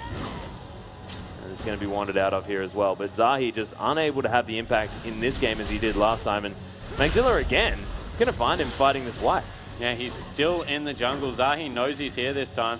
There is a ward right there, but wow, he really wants that camp, doesn't he? He certainly does. Safeguard going to be utilized in order to get him to safety, but that's going to mean that Magzilla just utilizes the work that Zahi's put in and picks up that white. And now the blue buff has respawned as well. But this is dangerous. Magzilla's getting pinched on right now. Yeah. 4 people, however, in the bottom lane. There's the stun coming through onto Magzilla. Oh, the ultimate comes through there. The Ignite hasn't landed. JK Smithy comes down, manages to get the assist. Fantastically well played. It's going to be Claire picking up the kill at the same time. And getting Claire rolling on this Cinder is going to be really, really important. Descent's not quite going to land, but bottom lane outer turret did fall in that case. That was so overly greedy and unnecessary from Magzilla. His teleport's still on cooldown. He's going to lose a massive wave in the top lane. Now all of a sudden JK Smithy is caught right back up in CS. The top lane might even fall from that. He knew that 4 of his members had gone to the bottom lane. He knew that 3 members of Immunity were still around. He could see them in their lanes pretty much. Like, that's just an over-aggressive play, and it's going to cost them an objective. Yeah, a little bit overconfident here on the side of Magzilla. Dark Sphere is going to be utilized, or Aquasphere. I'm not entirely sure what you want to call it, coming out of this Aquamarine Syndra. It is going to be able to clear out this wave relatively effectively. And you can see, look at the pink ward control here coming out of Direwolves. I mean, Magzilla may have been playing a little bit overly aggressive, but they have a lot of vision around this map. They are still playing the strategic game very, very well. Yeah, definitely looking to exert some form of map pressure around. They've got nice deep wards, however, they need to take care of the bottom half of their jungle as well at this point, because Dragon will be spawning in about 1 minute, and they just need to make sure that they don't get collapsed on. And this is really the team fight, that now that the Phage and Sheen has been picked up on the side of Corki, that they're going to look to fight on the side to Immunity. Yeah, they certainly are. And you can imagine that the late game playmaking potential of Immunity is definitely going to outdo that of the Direwolves. So we'll see whether they can actually make the plays that they need to come about the 20-25 minute mark. And we are seeing just a little bit of a reset now. Corki back into that bottom lane. He would love to get his Trinity Force before the next fight. Just be able to stave off the Dragon for a couple of minutes and pick that one up. JK Smithy actually farming nicely in the top lane now after what was an extremely rough early game. He was 20 CS down, remember guys. He's been able to climb his way back in with some nice farming on Rise. As he just say that, he does miss a couple under the tower, but I think it was definitely to do with the fact that Magzilla got caught out around that blue buff. And JK Smithy really capitalized fantastically. The fact that almost 2 waves were lost from that turret, so huge to try and get Rise back into this matchup. 104 to 113 now, only 9 CS a difference. That's almost negligible at about 15.5 minutes. And there's 5 seconds till Claire Dragon, managing and once to land to the damage. Look, there's the ultimate coming through. The barrier has been popped. There's the flash at the same time. Claire flashing in response, but doesn't really land very much. And just trading the summoner spells almost for the fun of it at that stage. But that's going to be the Dragon coming up. Immunity are going to level out these Dragons unless Charlie can manage to get the Howling Gale to end all Howling Gales. Almost managing to do it, as it did come through at a very similar time. You can see Jarvan has been caught out here a little bit. Rippy's in a lot of trouble. Teleport going to come through from this Nidalee at the same time. That's going to be the flash from Ubergiants where they managed to finish off the Jarvan. And Zahi now very aggressive. There's the kick. Charlie gets caught out by the knock-up. Sonic Wave resonating strike. Death sentence onto Charlie as well. He just took everything there, and Zahi picks this one up. This is the immunity that we wanted to see. Look at these guys turning around this game so effectively. They're going to get the outer turret in the mid lane as well. It's going to be Dragon. It's going to be 4 kills. A tower in the mid lane. So much map pressure. And Immunity are well and truly back in this matchup. And that's all positional errors coming out of Direwolves. It started off with Rippy going to the top side of the map. When they had the timer on Dragon, they had done it originally. They knew when it was up, just completely out of position. Sharp, unfortunately, getting caught out in an unfavorable trade. However, if Rippy was with his bottom lane, they could have definitely contested that. Oh, yeah. The fact that he had to come through that mid lane as well, got cornered, got singled out, and he was just a non-factor in that fight. And now Uber Giantsbro has 2 kills to his name, 2-0-0 now on this Corki. He's going to go back and finish off that Trinity Force most definitely. He only needs about 900 gold. Yeah, but nice move here. Responding with what will be potentially a mid-turret. Oh. Oh, the jump shot on the descent is going to be attempted here by T-Gun, but he hasn't been playing quite enough basketball, even though he does have the right shoes for it. And once again, Rippy visiting this top lane. They really want to get Magzilla ahead in this lane. And this is going to be a false sense of security now for JK Smith. He's got that ward down and he's going to think, yep, I'm completely safe. And there's the gank coming in. Yeah, he does have that ultimate available. You can see so much damage being taken by Magzilla. We'll see whether JK Smith can turn this one around. The Hunter does land. There's the pounce and the execute from the takedown. Played that really, really well, did Magzilla. And Primal Surge going to come through to make sure 3 members he stays coming up as safe top as possible. Here, though, from the side of Immunity to try and respond. They will at least take the turret, you would think, as a consolation prize. So not always lost. Those spears are doing work. They are definitely chunky. You can see Zahi taking a lot of damage. Trinity Force has been finished, but Uber Giantsbro has his as well. Sorcerer's Shoe's been finished up yet again. Double stun coming through from the Scatter of the Week. Nice play onto 3 members, but T-Gun is probably not going to be safe. Does flash out of the way. Very nicely played. And man, the layering of CC from both of these immunity members was really, really well played. Claire has to be very careful. Mega Inferno and Bouncing Bomb's not going to be landing as Magzilla does get caught by the death sentence. Lots of damage. There's the Ignite onto Claire. Has used that Monsoon. Everyone collapsing from Team Immunity. Sharp in a lot of trouble. Almost gets kicked to safety, but that's not going to be enough. Double kill now. 4-0-0 coming out of Uber Giantsbro. He's getting gigantic on this Corki. Yeah, and Rippy is running away as well. Magzilla looks like he's not done over the back. No, he's now going to recall. Rippy, you've been spotted out. Goodbye, my friend. Yep, in an interesting position. He's going to try and get the execute, but I think... Oh, he does get it! Tempest didn't come down at the right time. I think he probably could have been able to get that off before that auto attack came through, but I think that Zahi just didn't quite know whether he was going to die. Nicely executed by Rippy, going to make sure that none of that gold comes through. The experience did get gained from Zahi, though.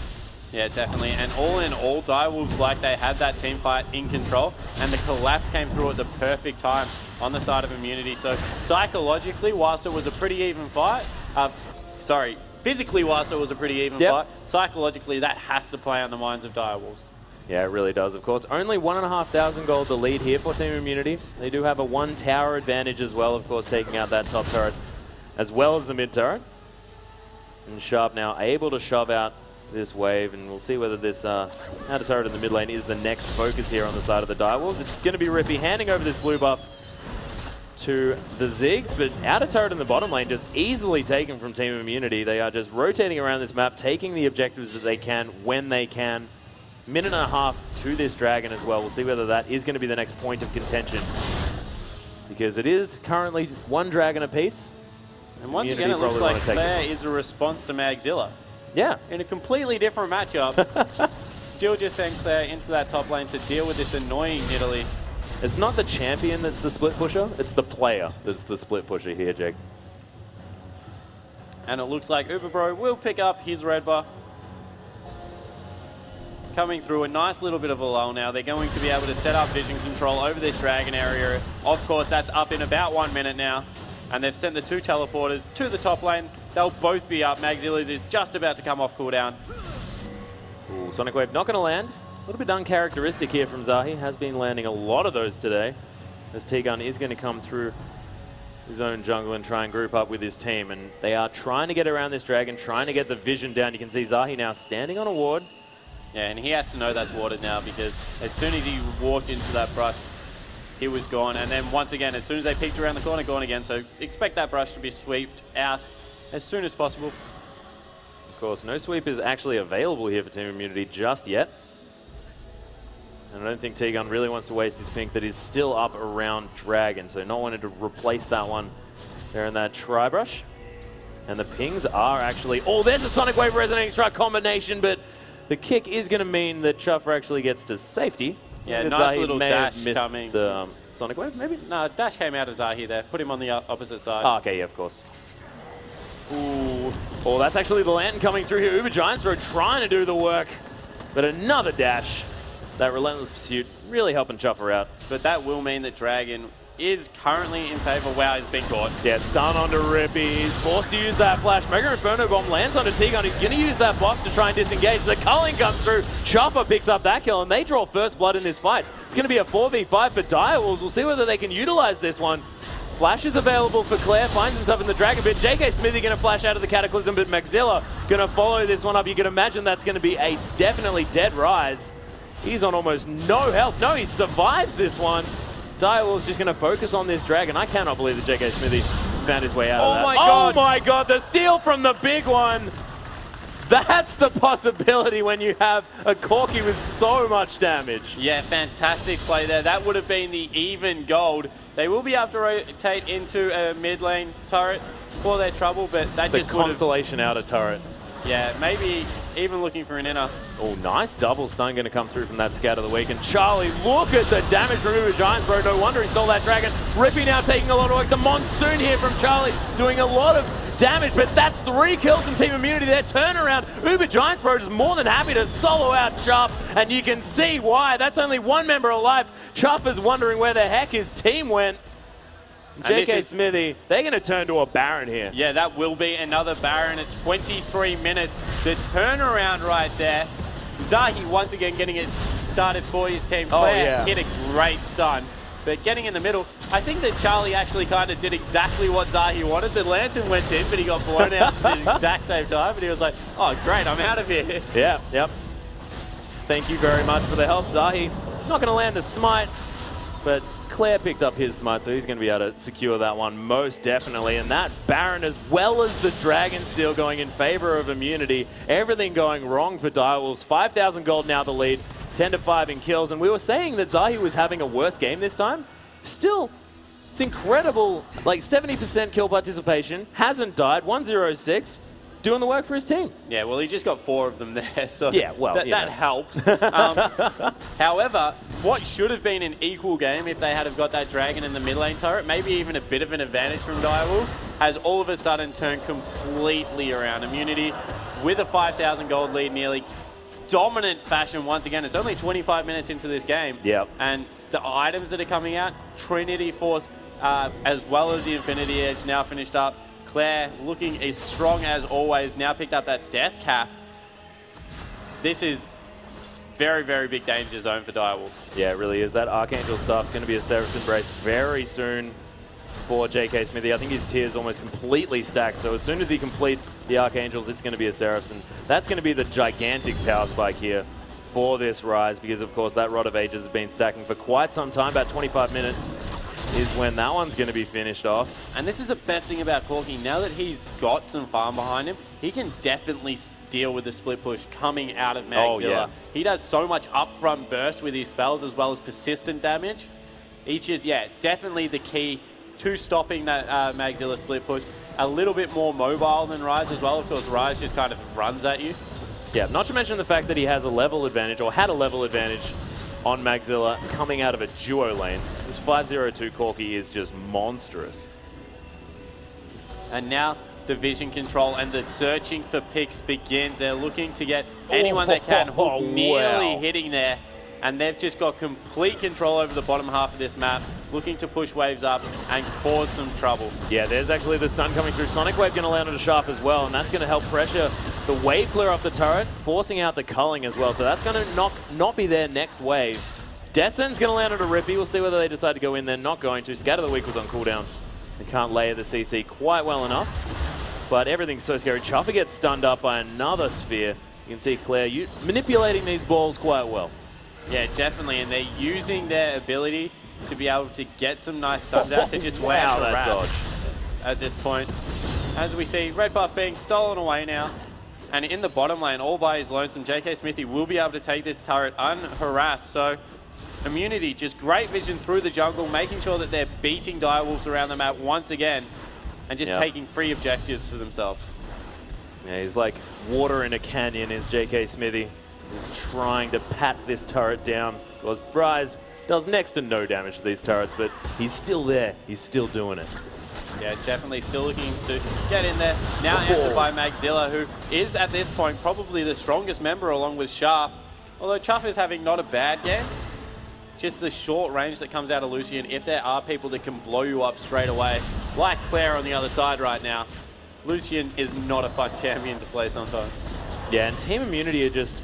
They know exactly what their comp can do now that they have a slight advantage. They're just able to strangle, utilize the fact that they have so much engaged potential with these skill shots.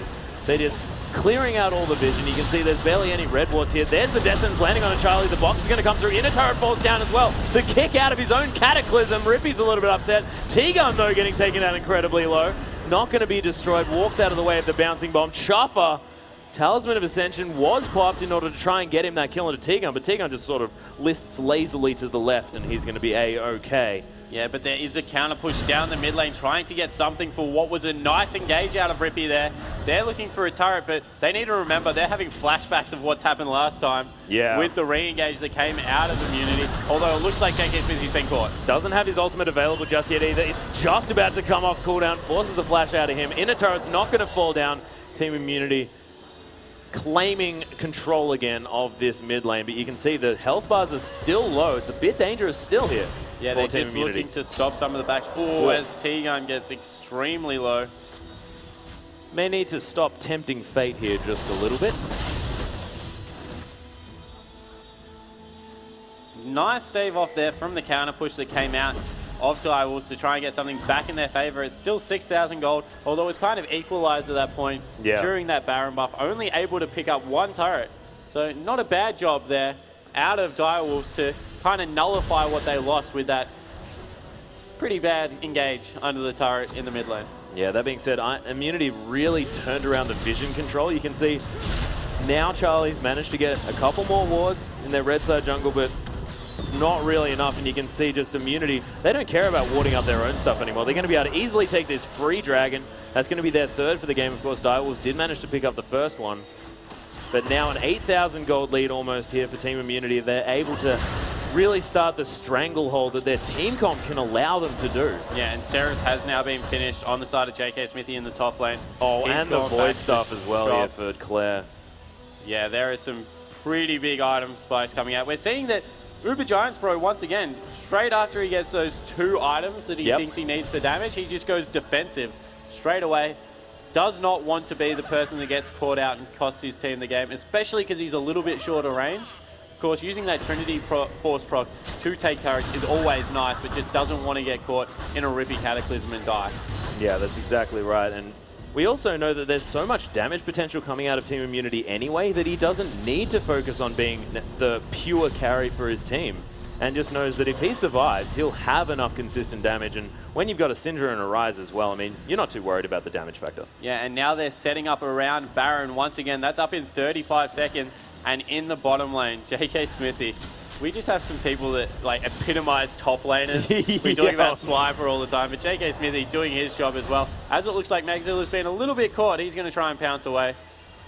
Yep, Bry's definitely an introverted character, just wants to spend time on his own. Or maybe with the creeps, just more feels akin to the creeps rather than his team. Yeah, nice deep ward coming out of Claire there, just trying to scout exactly where Direwolves are in this matchup. My goodness. There is a line of wards. They're going to know whether the Direwolves exit their side of this jungle. But more impressively, they've still kept vision control of the bottom side of the jungle as well. Yeah. So they knew exactly when Claire went over there, and they just start Baron up. There's a death sense. There's all of the lockdown. That's going to be Uber Giants. We're actually flashing back in to continue this Baron. I'm not sure whether that was really worth it, but it was a bit cute anyway. Mega Inferno Bomb going to be attempted to use here, but Zahi not going to have any of it. Immediately deleted.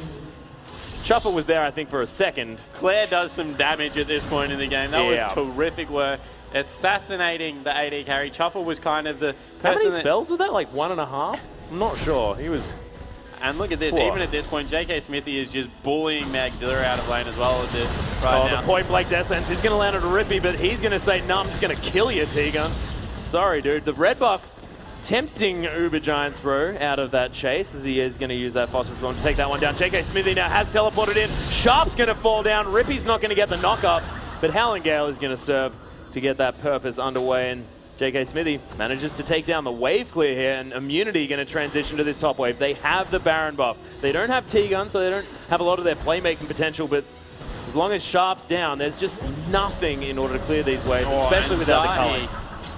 Nearly falling as well, so Immunity may be going a little bit over-aggressive at this point in the game.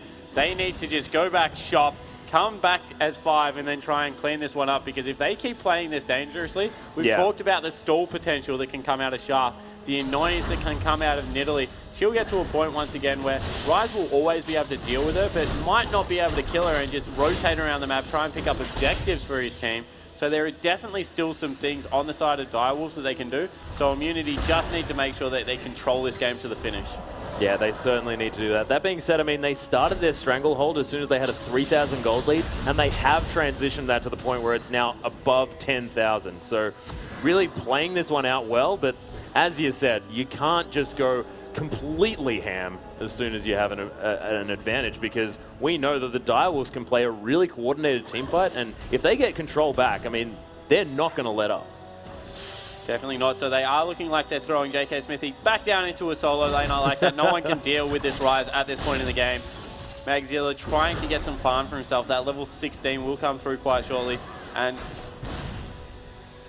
good rotations around the map now, trying to catch out Sharp. Descent's actually predicting the movements from Sharp, but I think T-Gun probably didn't want to go into that one. There's the culling going to come through again. T-Gun's going to fall down. See whether he has started up. Uber Giants with an incredibly aggressive Valkyrie gets exhausted here.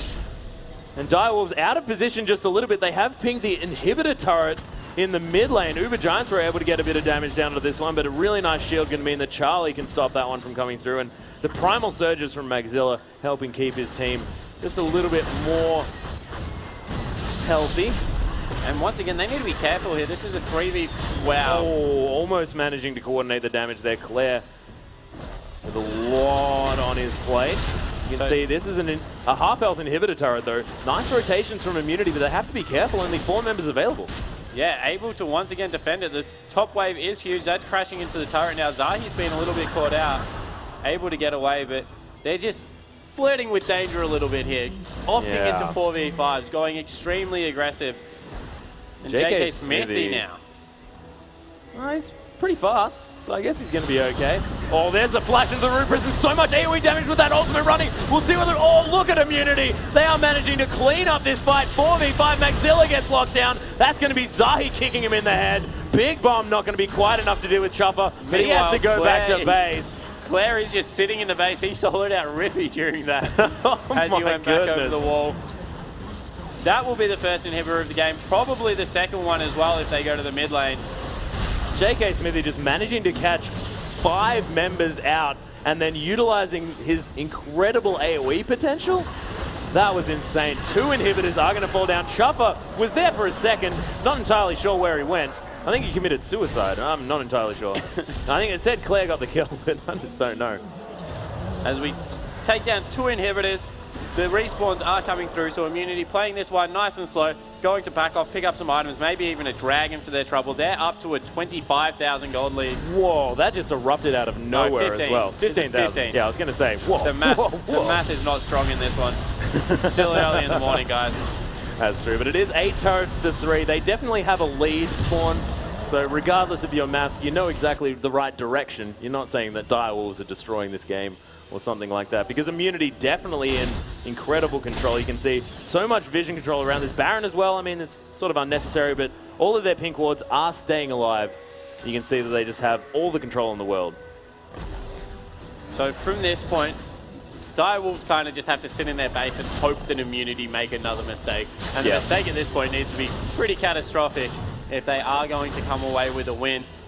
Yeah, and we've heard it mentioned so many times. As soon as you have 2 of these inhibitors, it's so easy to know what to do. What you do is you just head to that top wave, you siege it out, wait for the super creeps to come in. Of course, they're going to naturally push onto that base, and if the members of Direwolves don't answer, then the super creeps are going to take down the Nexus.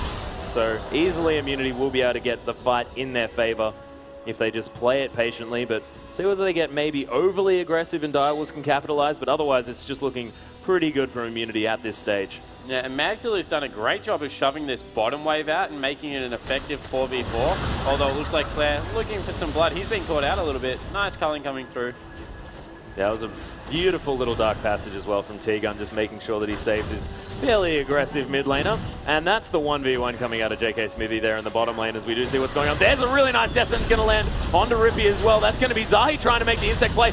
Chopper's just going to fall down before the kick could even come in though. And the box going to come through. Nice flag and drag's going to save Rippy just a little bit for now, but you could imagine that this is going to be the inhibitor turret going down. They might even just transition through to these Nexus turrets because there are super creeps streaming into the space. Claire gets taken down. Oh no, he doesn't. The Zonya's at the perfect time. The black thing going to come through. Rippy's going to fall. Claire with the gigantic baits here.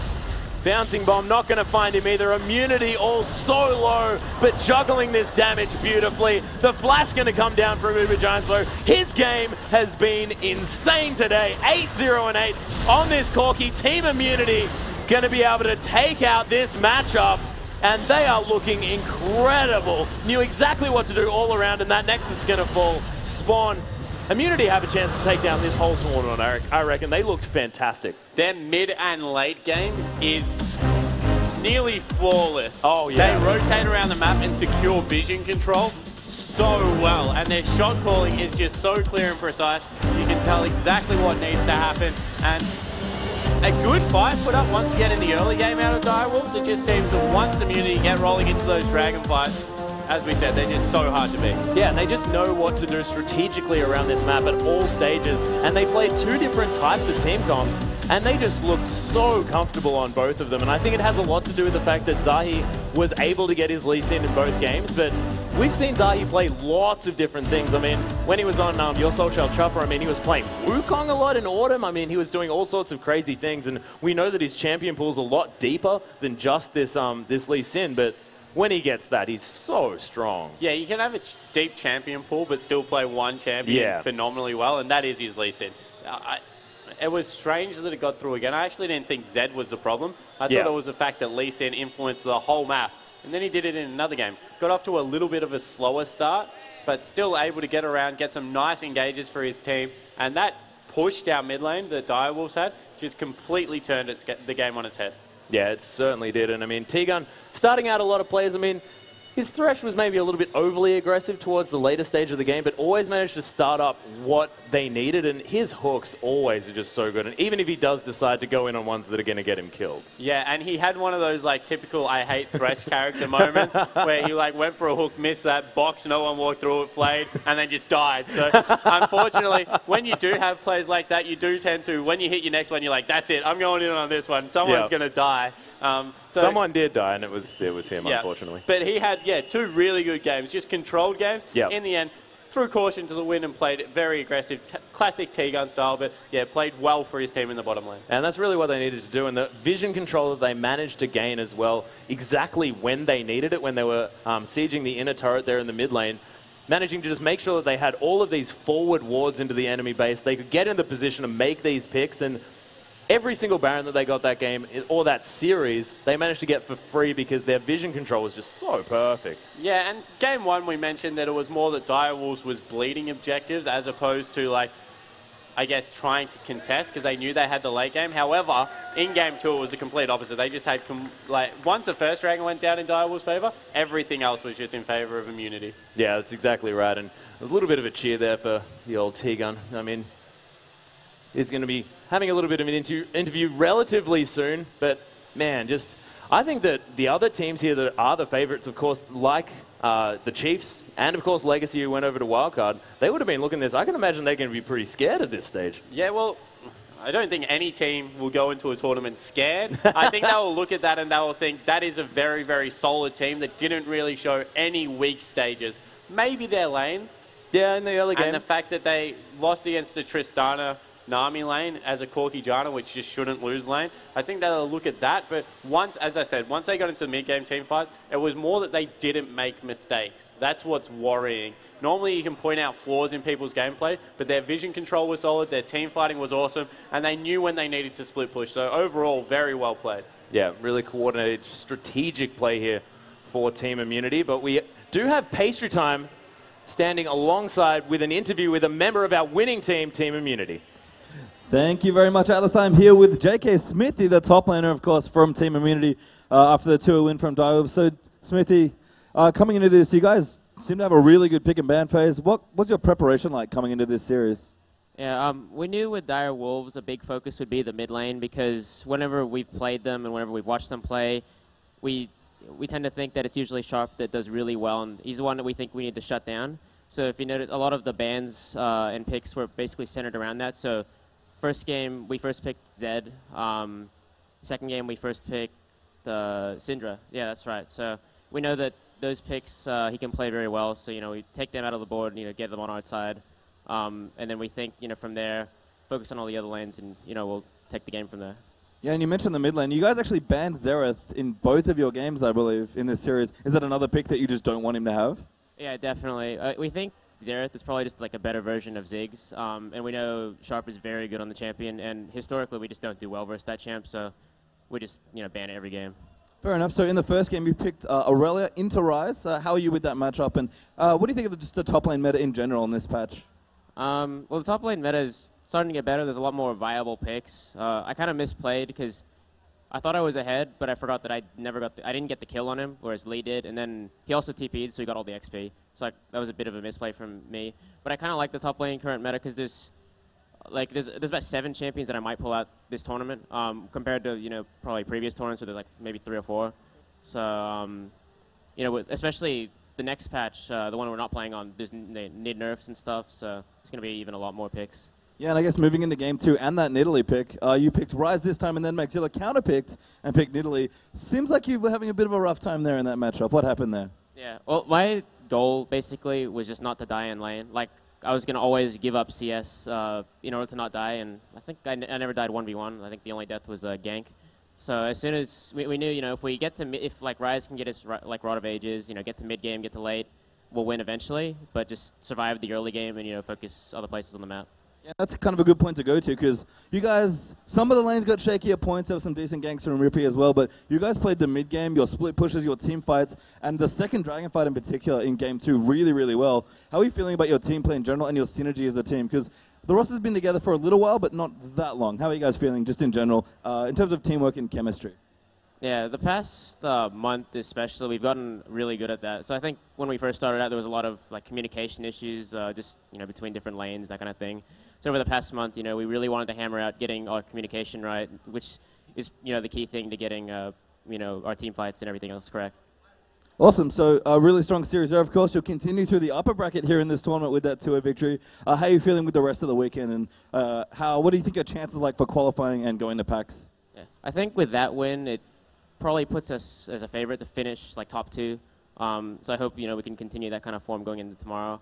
I'm looking forward to versing Chiefs tomorrow. That'll be a pretty big game, I think. We've actually been doing decently well versus them, so I don't think it'll be like a walkover like it has in previous tournaments. What is it about Chiefs that just makes you want to play them again? Well, I mean, they've you know, been at the top of the Oceanic scene for so long. You know, they were undefeated for, you know, like 2.5 years kind of thing. And, you know, I think it's, you know, we want to have our shot at, you know, beating them on land. Awesome, well, best of luck. Great game there as well. We're going to throw it back to the desk. So we've got Atlas and Spawn back with some more analysis. Thank you very much, Pastry Time, and of course, JK Smithy, or Niwa, or whichever crazy name that these boys are going with. Of course, fantastic top lane performance, and hearing from Niwa there, just wanting to make sure that they have their stamp on the Oceanic scene, and pretty confident going against the Chiefs, or the former Team Immunity. Yeah, well, I've heard they've been doing reasonably well in scrims. I have again, so. also heard of some rumors. So they will be taking what would be probably their most confident stance into a game against Chiefs. Coming off a win like that where you just dominate team fights as well, puts you in good stead against Chiefs, because they do like to brawl a little bit when they do get challenged. We saw them against Legacy, actually. And we'll jump into the first lane, replay, and this is what we're talking about with how they like to team fight. Zahi starts this off so well, and from here, T-Gun saves him, and they just start running over the top of the enemy team. They're so coordinated, they're able to get in and out of the fight, juggle aggro. Uber Giants Pro does fall here, but from this point, it's a 4-for-1, and they rotate into a Baron. They're just able to control these team fights and then just allow themselves to take easy objectives. The shot calling you saw was very crisp. Oh, yeah. Targets were pointed out from the start of it, and only losing an AD when they went that aggressive is just props to how well they were juggling the, I guess, aggro of these team fights. Yeah, it's true, and it just really shows the target calling as well coming out from Team Immunity. They managed to get the target that they want dead, and then everyone piles on exactly the same person, one after the other, and they just strategically move over them, as you said. And it all comes from T-Gun and, of course, Zahi really making the plays for these guys. Yeah, and those two players that you just mentioned play a lot of shot-based champions. Yep. And when they get rolling, it literally looks like their point-and-click abilities. I don't think Zahi in a team fight in the second around the Dragon fight, he threw out 3 Sonic Waves and hit all 3 of them, was able to pick up a double kill for himself. So when he's on point with that champion, he can just get so much work done and position team fights exactly how his team needs them to be. Yeah, he certainly does. And Immunity really playing well against the Direwolves. And we are going to talk a little bit about the Direwolves as well, because their laning phase was great, especially in top and bottom in both of those games. I mean, not so much in the second game because Uber Giants Pro managed to become fairly huge towards the mid game, but them coming into their matchup against Zero, how do you think that the Direwolves are going to go in that particular sense? Because I think that, I mean, they did show a lot of promise. Yeah, Zero played very well yesterday. I was actually surprised to how much they were able to take it to Chiefs. Yeah. Particularly in some of the team fights. And we saw that's where Direwolves struggled. They looked like they had a good laning phase, and then they struggled in the mid-game team fights. In reverse, it looked like that was exactly where Zero was playing well. They looked like they got a little bit behind in team fight, in the laning phase, and then had some great team fights. So it's one of those counter, I guess, a conflict in play styles. Yeah. I would look for Rippy to get on an early, aggressive jungler. I really want to see his Rammus come out. Oh, yeah. If it's not banned, he just ganks so well on that champion. And if he had have had a very gank-heavy champion, he could have revisited some of these lanes and got things rolling for his team. I thought they did well in the lanes. They just didn't transition enough of that power. Yeah, and he just had some positional errors on Jarvan as well. I mean, he did land some pretty good ganks. Of course, Claire getting taken down relatively low, forced to use that flash in the mid lane, caused them to get a dragon for that one. But then in the mid to late game, sort of positionally went a little bit awry. But Jarvan's one of those champions that if you're ahead, you look amazing on him because you just don't die. You look like amazing on him. Yeah, if you're behind, even if you engage correctly, sometimes you just die. Because Jarvan doesn't have that off switch like a lot of other junglers does. He can't get back out of these team fights. So I don't know whether that was really Rippy misplaying in the second game as opposed to just being a little bit too far behind when it counted. Yeah, that's definitely true. And I mean, there was, I think it was when they were fighting for the second or third dragon. I mean, that was the time that I was really referring to because it was sort of just him coming from the mid lane. Yeah. So he did. I think that's an overall shot calling problem with the team.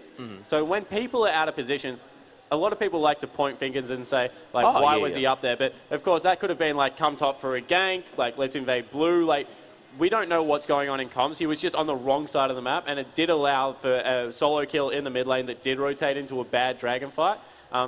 Yeah, so that was the second one. It was a little bit of an overall positional error, but that's the difference between a crisp shot-calling team like Immunity and a team that is reasonably new, still trying to feel their way through things. And under a lot of pressure to perform in this tournament. And you could imagine if they managed to tidy that up, their laning phase just looked fantastic in both of those games, especially in top and bottom. So you can imagine as soon as things get a little bit tight as far as the comms are concerned, it's going to look really, really good. But, guys, we are going to cut to a short break, but we are going to have the loser bracket matchup coming up next between Zero and the Direwolves. Guys, do not go anywhere.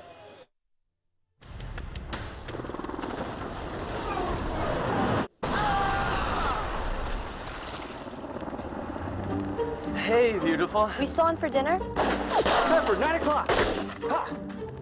9 o'clock, right? How about 8:30 at the vegan place? Actually, I'm in the mood for barbecue. Sounds good. Take a call and stay in the game. With the Plantronics rig, headset, and mixer, life comes to games like never before. I want to go to Worlds. I do want to get over there, represent Australia. It's the best feeling, and I've come short a lot.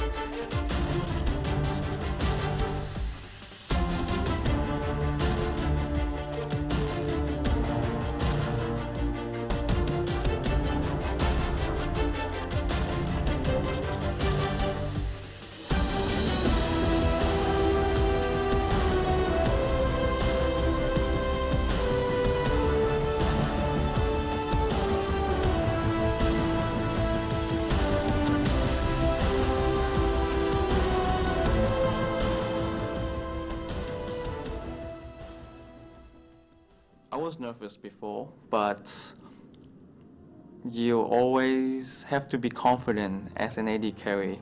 I keep telling myself I have to be confident to beat everyone else. Keep telling myself that I will beat this guy, I will beat this guy. There's nothing impossible as long as you put the effort. That's what I will say after the tournament. Like, cause some people will just, like us, we are underdogs, like for sure. People won't expect us to win any game, I'm pretty sure this. But TPA was an underdog as well, but they won the championship. So nothing is impossible. I think we can make it.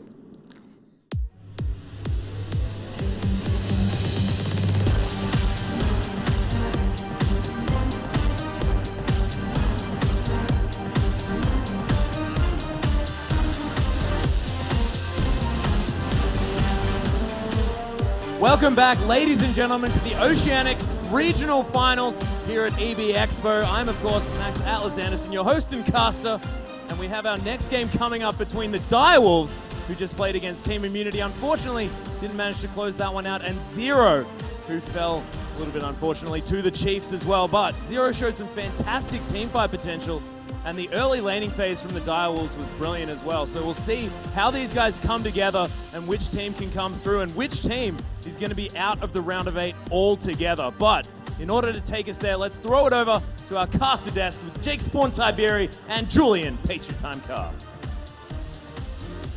And thank you very much, Atlas. Welcome everyone back to the Oceanic Regional Final Round of 8 here live from EB Expo 2014. I'm Julian Pastry Time Car, joined by Jake Spawn Tiberi once again. That was a good series you guys just casted, but this is really interesting to me because both these teams, we saw them yesterday, saw Zero play, and we guys just saw Direwolves play on stage as well. To me, Spawn, both these teams had really strong laning phases in both their games against arguably much stronger teams. Yeah, they definitely came together very well. I think the key matchup to highlight going through this whole thing is how strong in the lane both top lanes are. RSI versus Magzilla, both very good solo queue players, strong mechanical players as well, and I think that this is going to be a brawl from the onset. Yeah, just in general, I mean, like even Chuffer was going pretty deep in their last game against Immunity that we saw as well, so it should be a whole host of fun to see how this shakes out. And again, they are in the lower bracket here, so kind of battling to make it back and try and get that top 2 spot, qualify for round of 4. They'll of course be live from PAX Melbourne later on in the year sometime, next month, in about a month or so. Yeah, and this is what it's all about. Lower bracket is when everything is on the line. You don't want to be the first team eliminated from round of 8. Of course, Zero, expectations were set reasonably low for them because they did come through that Rose of Glory, but they looked stellar in a couple of team fights as well yesterday. So I'm looking for them to try and shake some things up as we jump straight into Champion Selecting. Wow, the bans are coming out thick and fast. Yeah, Riven Jarvan, the first 2 bans here for Direwolves, and Rise and Zillion there for Zero. This is pretty standard stuff. Zillion again on the chopping block. Saw Chiefs play it once yesterday, I believe, and I think that's it so far in the tournament. Yeah, it definitely is. And Sharp, we heard JK Smithy just say that there's a couple of champions you don't let him get his hands on in the mid lane. Zillion must be one of them. Orianna being taken away from Chenny Boy. That leaves his Yasuo up on the board. RSI has been attacked with that Targon River ban, of course. We've heard that we'll not see it. Yeah. Anytime in a team, RSI will not get Riven. Yeah, and that was the first ban, as you noted as well. I like the Ori ban here a lot, actually, from Direwolves, just because that's actually, I think, a ban yesterday as well that we saw, because Chenny Boy's Ori is just so good. He does have a fairly deep champion pool, so not really restricted there. And speaking of mid lane bans, Xerath is the last ban there as well, and it's just a champion that, as we also heard in an interview from JK Smithy, it's just so good on it. Yeah, and this leaves a couple of things open from Sharp. They said that they were actually picking Claire's champions to get them away from Sharp, which means that he can play Zed. So that's open at the moment. With banning Orianna, leaves that as a pick. They go back for Chuffers. Tristana, of course, played that so well in the first game. Yeah, even in that really interesting lane, I know you highlighted Corky Jana being a very strong lane, especially against a carry like Trist. They did really well in the bottom lane, actually winning that lane by about 10 CS or so. And Chuffers just looked really strong. It's just a matter of these teams especially, and this is always the case with less experienced teams, the synergy is not quite there yet because they're still learning that, but this is a big, big experience for both of them. And again, you're going to learn a lot in just 2 or 3 games here. Yeah, and that's what this is all about now. Who can adapt better? Both of them have come through as 2-0 losses. Both of them would be a little bit shaky, but in saying that, Direwolves has just jumped out of a game compared to Zero, who's had all night to go back, watch their VODs, figure out what they didn't do so well, and come and bring a different game plan into today. Whereas Direwolves, as I said, thinking on the fly, they just need to go from complete feel now. Yeah, we'll see what they do with a little bit of momentum. Nami Kha'Zix, the next 2 picks there, as Zero will take those up for the support and jungle role. Pretty standard stuff here. And I definitely like Charlie's Nami as well. It was quite strong in the 2 games we saw. Yeah, so that's being picked away from Charlie there. It's going over to Duke in the bottom lane. Wabui, of course, picking up his own champion there with Kha'Zix. Just such a versatile pick. Can just mean that you don't have to give away anything in your hand early in the game. You don't know whether they're going for a poke comp, for a hard engage comp. He does so many things so well at the moment and just lends so much versatility. Rippy, I would love to see him go back to a comfort pick. I keep saying it. I want to see the Rammus. He played at ACL. He played it so well, just able to influence lane. And we do see that Sharp has picked up that Zed in the mid lane. Yeah, and that's a really high impact champion. We saw, as you mentioned, Claire's Zed in the last game there as well. And as you said, Sharp can definitely play it. So he was a really high-impact player for Direwolves, doing a lot of work, actually, in that game against Immunity. So we'll see what happens here. It looks like Lulu might be in the top lane here, although I believe Charlie also plays it on support. Charlie definitely does play a Lulu, but it's just a better top lane pick at this point. But once again, it's a flex pick, doesn't give anything away. Augments very, very well with the Tristana, of course, adding that damage to her auto attacks. As we see, Moon hovering Lucian here. That's kind of the response. If you either take a Lucian or a Corki into most Tristana matchups at the moment, just to get some of that mid-early game power to try and combat what is a beast of a late game out of Tristana. And I wanted to ask you, actually, because I know you're quite high on Corki right now, Spawn. You do love him. Do you think there's one or the other is better against Tristana, or do you think it's maybe based on your playstyle and your team comp? I definitely think Corki's just a better in-lane matchup against Tristana at the moment. I think Corki, once gets to that Trinity Force, just has such a good power spike at the second Dragon mark that Tristana can never hope to match. Like, you can be a 4-0 Tristana and have like an Infinity Edge Zeal and still not be able to out-damage just a Trinity Force Corki. Well, unfortunately we got tricked. That's actually Caitlyn. So Caitlyn being taken into the lane. That's just a very safe lane now. Nami Caitlyn, like, not really looking for kills or anything. Does have a good fast push on it. However, without, of course, having a jungler that can hit turrets, it is a little bit difficult. We are seeing the tree being picked away from Magzilla in the top lane. So Magzilla played a really good Maokai, and of course this will now be picked up by RSI, and it looks like it will be that top lane Lulu. Yeah, and Rippy going to go back to Elise, it seems. That's been locked in for Direwolves now as well. And oh my goodness, did that actually happen? T-Gun? Yeah, T-Gun has actually picked Blitz, it looks like. Which, no, that's Charlie. Oh, that's Charlie, my bad. So Charlie's picked up the Blitzcrank. I like that as an aggressive lane against a Nami. If you can pull Nami and jump onto her level 2, Tristana actually has a funny thing about Tristana is she has a good 1, 2, 3, 4, and then horrible from then on out. Yep. So if you can get an early grab onto what is a squishy opponent, like, you can do a lot of work in that lane. And it looks like Chetty Boy will be picking up Syndra, so it will be a Syndra into Zed matchup. And that's an interesting matchup. I feel like it's slightly Zed favored, but it's pretty skill intensive, I think, on both sides. Yeah, I definitely think that Syndra can harass early very well. And then, as we talk about Zed so much, it becomes that Mexican standoff, or whoever wants to throw ultimate first kind of loses. Because if Zed throws his first, you can flash away, knock him back, stop a lot of his damage, and then ult him and blow him up. But if Syndra pulls the trigger on that ultimate, all of it can be mitigated by, of course, the death mark coming through. And Zeds, once they get rolling in a split push scenario, like, who on Zero's side stops Sharp on Zed right now? Maokai, I guess, kind of holds it off, hopefully. His wave clear is okay. Kha'Zix with the upgraded Void Spikes is alright as well, but you're right. There's not really a lot going on here if Zed does get rolling, and you have to think that probably both junglers might be looking towards that mid lane, because Chenny Boy and Sharp have looked really, really strong in the games we've seen them play already in this tournament, and yeah, we'll see what gets rolling. But that Blitzcrank pick, that is something else. I literally got tricked by Charlie. I just assumed it was T-Gun because he's the only one that ever picks it. Yeah, it's such it's a different pick. Let's just put it that way. It changes the whole dynamic of bottom lane. Because that and Leona, but Leona kind of goes towards people, so it's not as bad. As an AD carry, the last thing you want is to get a tank pulled next to you. So that's why Blitzcrank not really seen that much. And I think that if he pulls the right priority target in this, if he can get onto a Syndra, it's going to be fantastic. He pulls a Maokai into his team, there's going to be some very, very angry Direwolf people out there. Be a lot of shouting maybe over on the Direwolf side. I mean, I even like the Blitzcrank against Caitlyn as well, because Caitlyn's biggest advantage in lane is obviously that massive, massive auto attack range. If you get her in basically melee range, it's not so bad for Tristana. Yeah, completely mitigated. As we said, Tristana actually, as far as like having abilities to do damage, Caitlyn isn't up there as well with a lot of AD carries. That's why she's fallen out of a little bit of favor. Able to push waves quite well, but not really able to trade ability-wise with other champions. Of course, just use that Piltover Peacemaker to really push out waves as we do jump onto the Rift. Yeah, we are going to kick things off here. First game in this best of 3 between Direwolves and Zero. Direwolves on the left, they'll be on the blue side here, and Zero on the right. They are our red side. We've seen both these teams play already in this tournament. Direwolves just got off their 2-0 loss to Immunity, and Zero befell the same fate against the Chiefs yesterday. So fighting for tournament lives now in the round of 8 here, or the first half of the round of 8.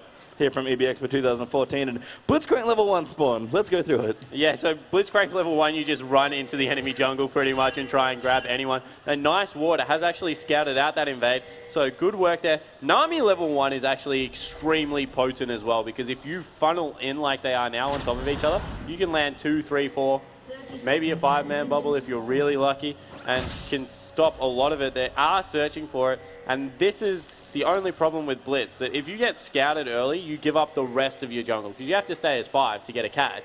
And now the whole of their jungle is being warded out, and they're potentially going to get 3-buffed here.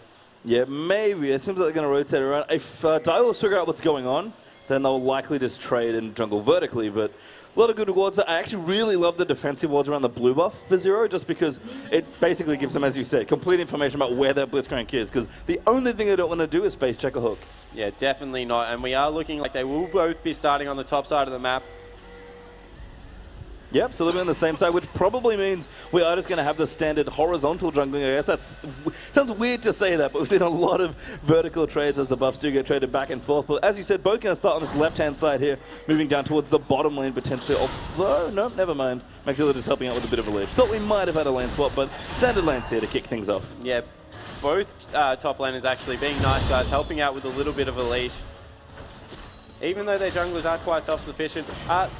In the bottom lane, Charlie's elected to go with the GP5 item first up on Blitzcrank. A lot of the times when we do see Blitzcrank, we see that he starts with a shield just because he is prone to being auto-attacked harassed out when you do stand in the minion wave. Nice double bounce coming out of Duke, and Moon able to push this wave up early. So they're looking to get aggressive on this Caitlyn, as you would expect. However, a lot of damage went out onto Duke. I think there's actually an interesting sort of tension in this lane where, but oh my god, what a hook there from Blitz. Charlie right in there onto that Caitlyn. Chuffer's going to go in level 1 here. Ignite already used down as well. Exhaust forced out there by Duke's Nami, but Charlie's still chasing the Caitlyn. He wants to kill Chuffer. Doesn't quite feel confident enough to go in, and Charlie a little low now. That heal from Nami going to keep Caitlyn okay, but what a way to start things up. Oh, never mind. Level 2 now as well. Jumping straight in for Chopper. Does the Ignite. Heal pop there as well. They're going to chase the game for first blood, and there it goes to Blitzcrank. Maybe they can get another one as well. Duke now forced to move out of the way, and jeez, that's an aggressive robot. Yeah, and what do we say? 1, 2, 3, and 4 is when the action will happen. Jumping on there, using the slow nicely. They would have loved that to go over to Chopper, but Charlie does secure the kill for his AD carry. Bit of bloodthirsty support action down in the bottom lane. And that's just a nightmare start for a Caitlyn lane. And the tension I was going to mention is that it's kind of interesting that both these ADs are actually quite good at pushing quickly. Caitlyn, of course, with massive range and the pills of a Peacemaker, and of course, explosive shot from Tristana. But that's all done now. We've got to kill another. Blitz is going to keep trying to snowball this lane. Yeah, and a 10 CS advantage already building, and a massive wave pushed in. They can now go back and shop. If they want to continue their dominance in this lane, wow, as RSI is going extremely low. Yeah, Maxilla, no Ignite, just the teleports will just force RSI away, but Chuffer once again! Poor Nami! And that's their second kill, I assume, Charlie. Once again landed a hook. He's, I think, 2 for 2 now, I have to assume. Yeah, and M for Moon is under turret with extremely low health once again. RSI being aggressive in this lane, trying to sustain through, recognizing that Maxilla doesn't have much mana, but now he's leveled up. RSI, you need to be careful. He does. I mean, he's kind of acting like his jungler's around, maybe trying to hope that Maxilla falls for it, but no jungler's anywhere near this top lane, although Rippy might be rotating now, thinking exactly what our Maxilla might be. We're going to have a replay down there. So, Nami died and Chopper jumped out of turret range, is what I just saw. Nice. Nice. I mean, again, Blitzcrank is one of those champions who's actually surprisingly good in a siege. We think of Elise as being so good in those situations because stunning people under turrets to poke them or disengaging with it's good. Blitzcrank kind of does only the aggressive version of that, where you can hook people out from under the turret and get really aggressive if you want to. Yeah, and now he's looking to make plays around the map, so not content to just go with this bottom lane, as there will be a little bit of a clash of the junglers in the top side of the jungle. No, they're going to just drive by and walk past each other. Just missing each other there. Rippy going to ward up. Oh, does find Chenny Boy. The good stun coming out from Syndra. Rippy now caught completely out of position. Good Cocoon. Repel there away. Flashes out. Charlie comes through. He's roamed up from the bottom lane, and now Sharp's in there as well on Zed. Really, really nice defense there by Dials, but Sharp could be in trouble. Does get slowed, but he'll be okay for now. And Rippy, team saving him there for sure. Yeah, and once again, that's one of those hooks that you want to miss.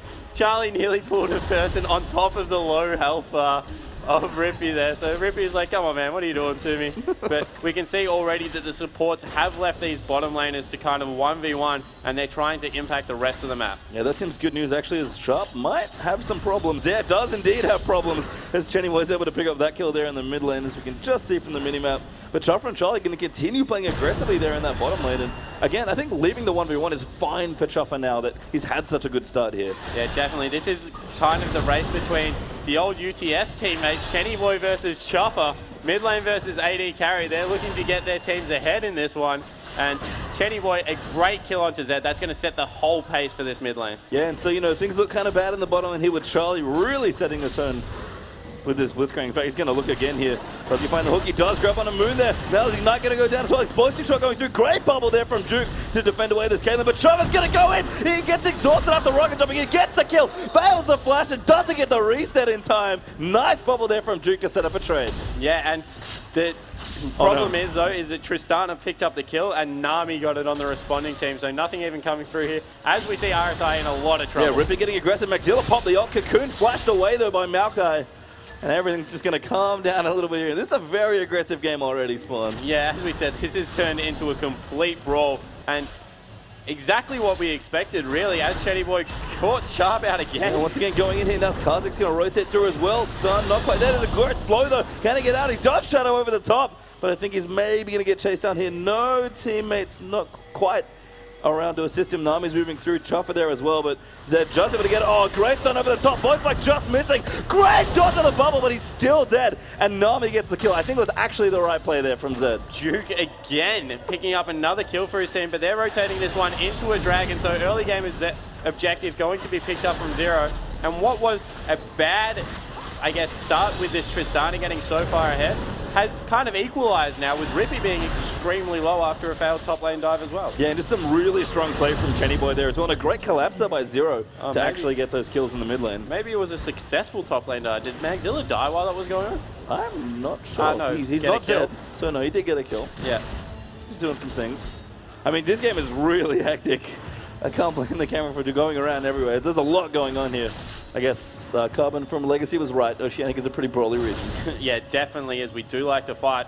As we see, Magzilla came back to the top lane. He has been RSI back in the top lane. He's been killed once. He's trying to pick up what will be a catalyst eventually, moving into that role that we see Maokai pick up quite frequently now on the side of Magzilla, going for an Athene's Unholy Grail, going for an AP-based Lulu.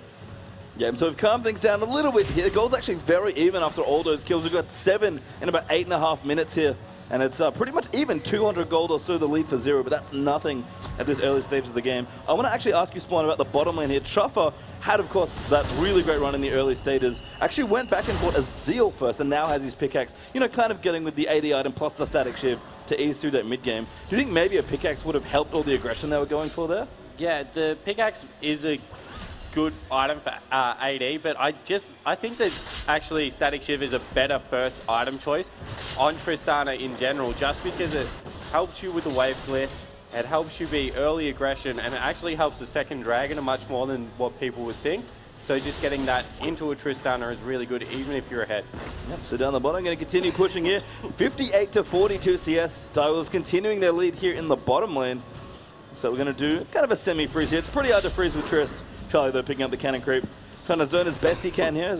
But, of course, Chuffer will be pushing the wave here with the explosive shots, so they can't really do this for too long. They're just going to set up spaces to find hooks. That's actually very important when you're playing a champ like Blitz, is manipulating your mini waves enough in the bottom lane to open up space for these skill shots. Yeah, it definitely is, and they're just trying to make Moon overreach for some CS. He's only still got the 2 rounds blade, hasn't been back to shop in a little while, and as you can see, trades just, wow, he actually trades back very, very nicely there on what would have been a 1 chopper trade if the Piltover hadn't have come through. And the hooks landed again. Oh, Nami in trouble. Rippy there as well. The beautiful Cocoon and Chopper. Going to get the reset on the rocket jump. Now Kazak's going to be in trouble as Charlie's going to fish once again. Rippy there with red buff. Looking to go through. No dive, it looks like here. But really nice timing there on the ganks of both junglers. But another great hook from Charlie. Yeah, Charlie stepping up absolutely massive. And Rippy in the right position this time around. He's 0-0-2, having a much better game. They're looking to go aggressive on Moon. Yep, Charlie going to go again. Does have his flash. His flash is well. Power Fist moving in there as well. Cocoon just missing. Skill shot just missing here as well, as the hook will not land. But Moon's still in enough trouble. Meanwhile, in the mid lane, we've got a kill there as well. Sharp now trades away for Syndra, and there are just kills everywhere, Spawn. Yeah, they're going insane, but not done as well. RSI's going on to Magdala in the top lane. A big Yordle versus a bigger tree. That's really strange, by the way. Not sure why we're at Lulu being told that a Malka, but Magzilla's going to keep brawling here. RSI could be in trouble, but just going to be forced away under that turret. No dive forthcoming here. I think Magzilla's thinking about it. And up in the top lane, 73 to 60. Oh, never mind. Sharp now in trouble as Kazakh rotates. So Rippy comes to help Matt. Great Cocoon there onto Juke, but Nami, the cold-blooded killer that this fish is, don't want to give her any more kills, and they're going to back away. Yeah, definitely scared of that Nami. Quite fed 2-2 and 0 coming through. Actually probably lending itself well to the vision control, but they're just getting pushed further and further in. Top turret's now gone down.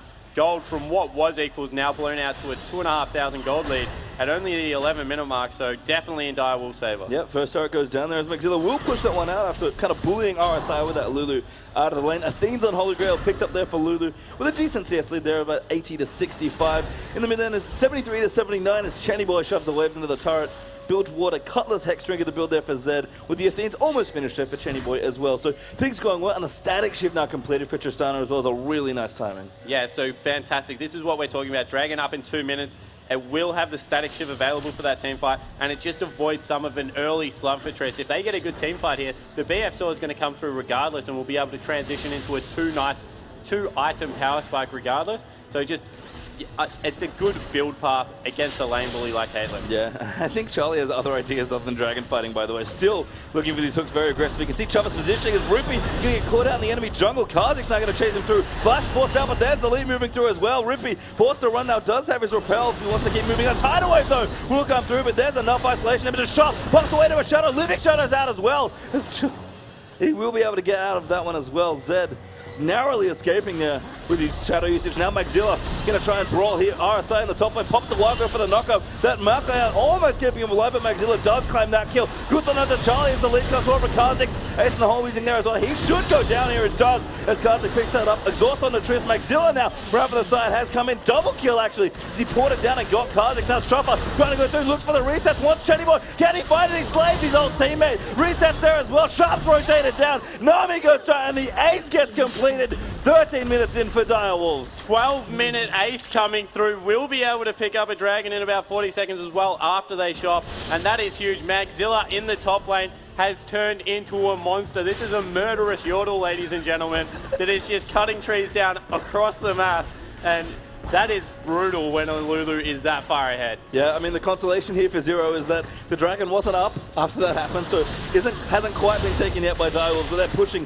two different turrets in mid lane, being aggressed on by 4 members of Direwolves as Tristana down the bottom was pushing that tier 2 there as well. Got quite a good amount of damage done. Looks like they will be able to take this mid turret. Blitzcrank actually, if he gets free time on a turret, oh, great grab on Nami, going to go in again.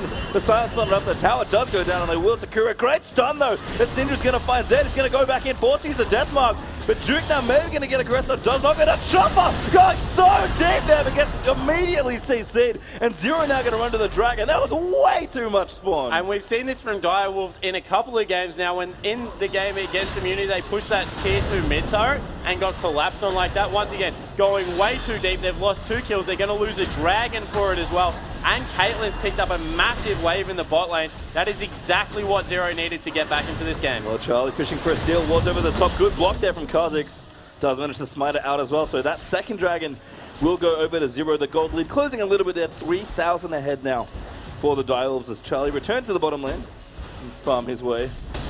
Tristana going to return there as well. Infinity Edge on the way as well for Trist. BF Sword plus pickaxe completed now as well. And Zed kind of doing some interesting stuff here. Sharp's got a little bit of everything in that build. Yeah, he's just picking up recipes galore across the board. He has gone with a Hexdrinker. Like that pickup, there is a lot of AP damage coming out in the top lane and mid lane for Zero, so nice work there. I think Blade of the Ruined King is a really good item in this matchup to have gone a little bit earlier, maybe even before the Brutalizer, just because at some point they're going to look for Maxilla, who has this huge lead, to join the Tristana, to really start augmenting Chopper's damage. And to do that, you need to be able to 1v1 Maokai. And the way he's going to be able to do that in this mid game is by picking up that Blade of the Ruined King. So look for him to pick up that item up next, so that Sharp can start heading into that top lane. And of course, Maxilla can team up with Chopper to start pushing down these objectives. Yeah, right now the Dial is pretty much just spreading themselves across the map. Basically a 3-1-1 split push coming out here very early on. And they've got such a lead here that I think they feel like they can pressure like this. And as long as they get vision down, it's not too dangerous here. And Charlie, especially on this Blitzcrank, it's just so terrifying to be behind and have a Blitz roaming through your jungle, clearing out your wards, and then hooking you potentially at any moment. Yeah, and he's just playing this character so confidently, just running around the whole map. He's super quick as well. It looks like he's maxing that W second, so getting a lot of work done. He's got some nice deep wards as well, and they're looking to push up on a tier 2 in the bottom lane. They're going to take it. Really easy. Chuff already did a lot of damage. Nami forced a flash there as the hook comes out. We do have a brawl though. Sharp picks up Chenny Boy. And again, do not roam through your own jungle in this situation. Poor Chenny Boy getting picked off by Sharp Zed. Yeah, and at this point in the game, when you're losing across every single part of the map, what do you do with Zero? They're kind of just falling slowly further and further behind. And now that Triss is nearly, she'll have her Infinity Edge if she goes back. That's 2 items for a Tristana at 16 minutes. Yeah, and that's quite the power spike there. I mean, we generally see your 2 items for sure. It's kind of around the 20-ish minute mark, depending on what's happening. And Tristana's the champion. I think everyone associates, you know, this static chip Infinity Edge. Oh my god, she's really powerful. She's actually not that strong at that point. But you need to get to that point. That's kind of your springboard. And from there, you just get better and better and better. Yeah, and with a Lulu, it just starts it a little bit earlier. Of course, without the Lulu, you kind of need that BF sword again to really start getting some auto attacks out. As another hook lands. Great hook on the Kazik. Tideway moving in as well. Malka going to dive in there as Rippy's going to lock that RSI. He gets blown up. The AoE almost enough as Chenny Boy picks up Chopper. That might stop the push as Maxilla so Sharp does kill Chenny Boy, gets exhausted, gets out as well. Is able to flash and Living Shadow. A 2-for-1 trade there, but I don't think they can keep pushing without Chuffer. Yeah, and they're all so low, so they need to be careful, although still going for this. So aggressive, Spawn. That just feels like the best way to describe both these teams, and this game in particular, is an absolute bloodbath right now, and Direwolves forcing them off the turret here. Zero going to lose another tier 2. That's 6 turrets to 0 at 17.5 minutes. Yeah, so they are looking to push through there. They will back off now. Maybe even get some vision control around Baron. When you have a Tristana that's this fed as well as an Elise on a team, that's always a possibility. And they've just got control over the whole map. They really do, as that Blade of the Ruin King has now been finished up by Sharp.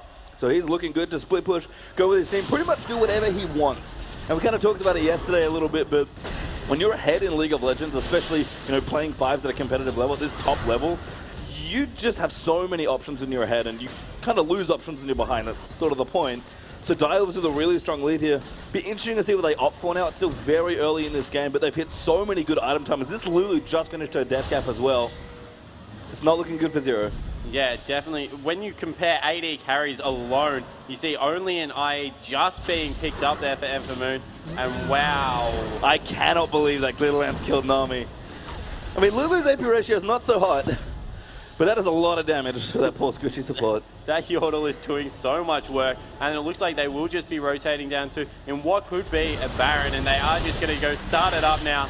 And they do this so quickly. It's only 19 minutes into the game, so look how quickly this Baron's falling. That's very, very fast. This, again, it's just so aggressive from Dyer with Charlie running defense out towards the top. Got to be careful that Kazik is in range. Oh, beautiful grab away, but haven't quite finished the Baron yet. RSI gonna dive and rip it. He steals it. Kazik somehow gets the Baron, but they're going to lose a few too many members here at 0. A 2-for-0 trade there.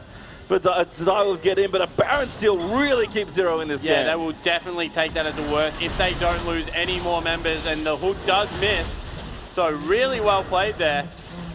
Keeping Baron on their key carries as well feels so important here. Caitlyn, I mean, Nami has the 2 and 2, as I said, bloodthirsty killer here in this game, but Caitlyn and Syndra have kept that buff as well, and that might slow down Direwolves a little bit here, and it's much needed global gold for this team. Yeah, it certainly is, and we saw how low a lot of the members were from Direwolves. They might be able to pick up a Constellation Dragon in 30 seconds, although now that the Baron's on the side, that's a lot of effective stats going across to the carries, as we mentioned, so this game is once again, I'm not going to say it's back to equal, or as Duke's been great called. hook there as well. Sansa under Nami moves to the title. Will disengage Maxilla, getting stunned there by Syndra. That's a great counterplay here from Zero, forcing the flash out there. It's not Chopper though now caught out of position, but Rippy's now coming around the side. They've got to knock out this Kazik. He got invisible. Beautiful moves there, but Buster Shot will keep him alive. Maxilla getting the kill on Syndra. Tristana slays Kazik as RSI dives in on the back. There's Sharp in a whole host of trouble. Kazon flashing forward, really wants to kill Nami dead. It's just we got the double death back, dodging a last auto attack. Wild growth there into Sharp.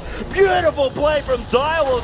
4-for-1 as Rippy's the only country. Never mind making the ace. RSI cannot kill this fed Lulu. And Malka, I don't know if he can get out of this one. Yeah, he can't. Ace there completed once again. Direwolves get the dragon as well. Just complete split focus coming through from Zero there. So many low members.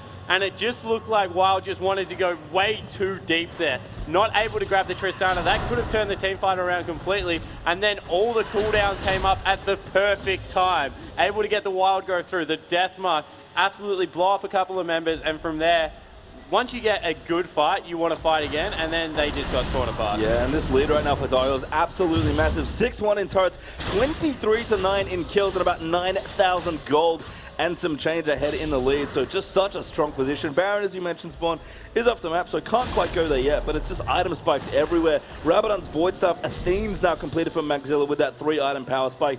Elise doing well as well, kind of moving those jungle items, and looks like Aegis might be the next port of call for Rippy. 3 items here for Zed, Hexstring completed the Ruin King and the Ghost Blade, and 3 items up for Tristana as well.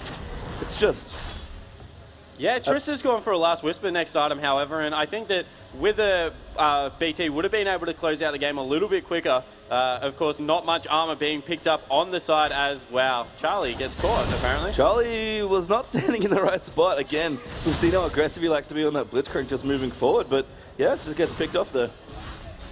Yeah, so, wow, and Rippy now has been caught out as well. Gets stunned up, the Twisted Bounce did follow in, the Repel can get him to the Wraith, actually goes back towards Syndra, but there's Kaz going to jump in and steal that kill. But meanwhile, in the base, Moon has just gone down. See you later, says Sharp. He's going to pick himself up an inhibitor turret, potentially. Although Duke wants something to say about that. Yeah, nice bubble actually. Nami again going to go through Maxilla. Trying to 2v2 here as Chava's going to dive in. 2v3 now as Marco joins the party. But Chava's just doing so much damage. Gets the reset. Going to pop in. Does not find Karthik. So that brush almost right enough. But there's the double for Chava. Going to make it a triple now as well. Tristana 12, 3 and 8 for Chava. Absolutely massive. And Zed is still in the bottom lane, by the way. Does get killed by that Nami though. Duke is amazing on this support. Takes out the Fed mid laner, gets some shutdown goal. His lane resting firmly on his back. As we see, they're pushing in for an inhibitor turret in the mid lane. But Chopper, this game has gone absolutely out of control. Maxilla, as soon as he puts that health picks on Chopper, Chopper does so much damage. Yes, his inhibitor's going to get taken here. Another great grab, but Charlie Moon gets obliterated as Chopper goes legendary now as well. And again, just so many good options here for Direwolves. They've been very aggressive. Maxilla getting popped by a bubble there. So Syndra ultimately going to take him out. Chopper so low in the back, the face of the mouth. It's not going to save him as Karthik gets that kill. Now RSI going to dive in onto Charlie. That will be a kill there as well as Duke once again is able to get the kill. Now Rippy getting chased down. At least nowhere to go yet. No, there's the stun from Syndra. Karthik's moving in as well. Repel going to give him a life for a little bit longer. But Rippy does go down there as Chenny Boy's going to collect that one. And Direwolves, they've looked so good here. They've got such a big lead, but I think aggressive to a fault might be the best way to describe this team. Yeah, I think it definitely is. They just don't have an off switch as he's going in again. Sharp goes in 1v4, takes out Chenny Boy. Now trying to get out of here, but RSI's diving onto the turret. Nami, little low there. Wild does go down. He gets a double, but does go down to the Maokai, who's so tanky he's able to get out under that turret. Just as I say aggressive to a fault, oh my goodness, Maxilla off around the side with the flank that picks up Nami, going to run now for RSI's Maokai as well, who's forced to flush away from the Yordle. Just a terror right now, 7, 1 and 12 on this Lulu. Okay, I think we have a lull. So they go over aggressive at the inhibitor. Goes over aggressive at the inhibitor, able to get a team fight in Zero's favor. However, the turnaround with Sharp underneath the turret picks up a double. Magzilla cleans up the fight. So we're at the exact same stage we were about 6 minutes ago. However, there is an inhibitor down in the middle lane on the side of Zero. So Direwolves looking to push in and close this game out. Yeah, I mean, Direwolves, they've lost a little bit of their lead here. The game's dragging out maybe a little longer than they would have liked, but, you know, they only lost about 1,000, 1,500 gold of their lead, and as you said, they've still got plenty of options here. It's a long way to go here for Zero, but if Direwolves keep playing aggressive, that's a good bubble on the chopper. The stun will just miss from Chenny Boy, and he gets eaten by that Tristana. It's just doing way too much damage. Now adding the BF sword in as well. Base the Mountain gets popped. They're going to go in for the dive. It seems like Charlie pops up Maokai. I'm going to keep running through. Can't quite see Jin. The tidal wave will just miss. Great grab there into that Nami. Again, just goes down so quick into Chopper's Trist. 15 kills and counting now for the Yordle. It's a good day to be a Yordle, Spawn. It certainly is. They had 2 very fed Yordles on that team. And Magzilla and Chopper are just the 1-2 punches so well. The thing to mention at this is that Sharp isn't even with his team. He's in the top lane just split pushing by himself. He's going to be able to take down another turret, and Chopper looking for another kill. Yeah, it's like going in Chopper. Oh, that wild growth just did so much work. Maxilla goes on a Malco. Then Moon now trying to dive in for him, but just gets eaten again by Maxilla's Lulu. Far too much damage between this top lane and AD carry. And now Sharp's going to come along to clean up some kills. Chenny Boy does get the first kill on the Chive. Here comes Sharp. Deathbox on the Chenny Boy. That was unnecessary. And that's a little bit of shadow play, trying to pick up anyone loose. But now the Super Minis are on top. They take out the first Nexus turret. They're going to get the second one here as well. It looks like we could have game one going to Direwolves in unbelievably dramatic fashion. And it looks like Chopper's still not done. Looking to pick up another kill, but that won't happen. They're just going to push in on the big Nexus. That'll go down. GG, game one going over to Direwolves. Yep, so the game does move out there. Direwolves close it out in 26.5 minutes there in that game. Very, very impressive performance, Spawn. What? That was a brawl. That was a brawl. That was so much fun. There was so much fighting all over the map. And props to Zero. They didn't back down whatsoever. They just kept fighting.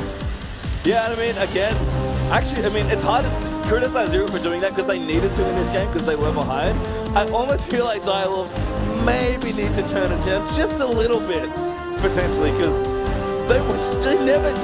You said it. It's like, I think we have a long, and I'm like, no, don't say that. You'll jinx it. They'll just go in again. They didn't stop brawling, as you said. And again, I called them aggressive to a fault in that game. I think that's reasonably accurate, but it worked out for them. That was insane. Yeah, it was. And to just think that this Tristana in Chuffer's hands keeps getting so far ahead in lane. This time, a lot of it had to do with the Blitzcrank pickup down there. But you just avoid any power dip if you are that fed with a Tristana. Yeah, and it's clearly a champion that Chuffer's really comfortable on. He likes playing. Again, you can scale, of course, if you have to, but this Direwolves team just, they're always going. They got one speed in one direction, and it's fast and forward. And Charlie's Blitzcrank worked great. They basically won the lane at level 1. Yeah, it was fantastic. The Blitzcrank came up absolutely massive. As we do jump into a replay, this is where Rippy gets caught out and has to flash over the wall.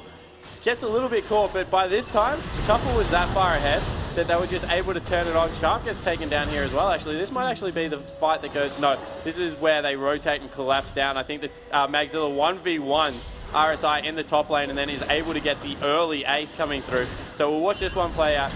Chuffer repositions himself really well over the wall, and from here, as soon as the teleport comes in behind, they know that they can go. They know how fed Magzilla is, so he's behind the whole team now, able to pick up the double kill after he killed in the top lane, and then Chuffer, just, as you said, only goes forward. If he had gone back there, he would have died, but jumps into the team, able to get another jump. The big cleanup comes through. They pick up 2 turrets here, I believe, and yeah, from there, it was just out of control. And I just love the way that Chopper plays Tristana. He's always done it as well. He's just so aggressive. So I think played Cogmore in the qualifier that got them here, and he's a little more reserved, you know, played a little safer, but I love it. They just go in. Yeah, exactly right. And we mentioned that probably the closest lane was RSI versus Magzilla, both very, very strong mechanical players.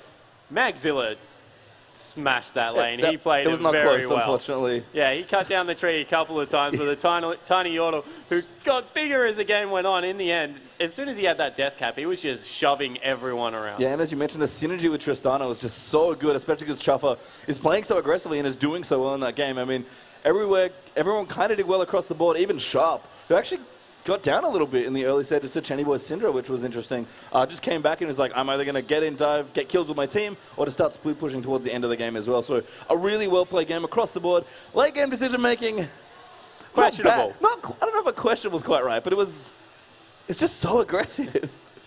I'm going to stick with questionable. Okay. In the mid, like they know how far ahead they are, but they just can't afford to play that way, I feel, against very, very good teams. Of course, Zero is a great team in their own right. They've made it here, but you try and do something like that against the Chiefs, against an Immunity, against the Legacy, then they will start to pick apart the little mistakes in your game. As I said, when it gets to this level of play, it's not about what you do well, because every team does something well. It's about more where you make your mistakes and how teams are going to dissect you in that regard. All right, so we're going to pop off to a break, but please don't go anywhere. This is one hell of a series so far. Direwolves up 1-0 here in an absolute bloodbath here against Zero. We'll be back with Game 2 just after a short break.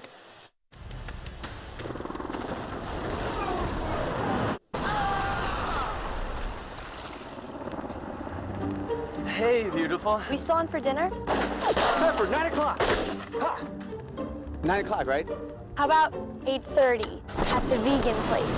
Actually, I'm in the mood for barbecue. Sounds good. Take a call and stay in the game.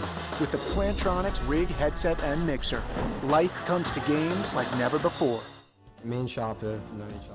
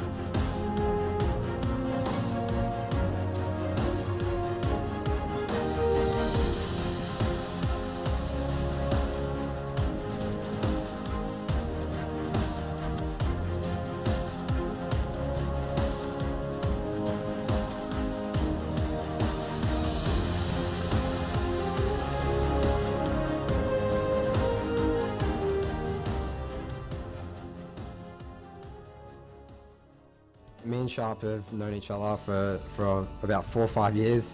And we've been friends since like year 8. And all the way through, we knew we were both into gaming. We both started, I was like, oh, you want to play this game, League of Legends? And we both started playing. Yeah, we just we never really took the game seriously for a couple of years. In solo queue, we regarded both as one-trick ponies. Like, I used to only play Ziggs, I was this one-trick pony, and Nathan was this one-trick pony. He only played Udyr.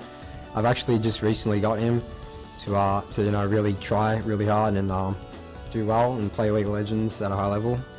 And it's really been awesome to see me and both Rippy advance our, expand our champion pools. And now that I'm playing with Sharp, I have a lot of confidence in just the way my team plays, and we're all confident that Sharp can do well in his lane, and it really boosts the confidence of the rest of the team. Sharp used to play Counter-Strike at a high level previously in the Cyber Gamer League, so I have confidence that he can definitely be good at any game he plays. Even though I'm not the most spectacular mechanical player or anything like that, I'm just a solid mid laner, and I have a really individual champion pool, and that works really well with Nathan or Rippy's champion pool, and I think that's why, even though I'm not top tier mid laner, it still works really well for our team.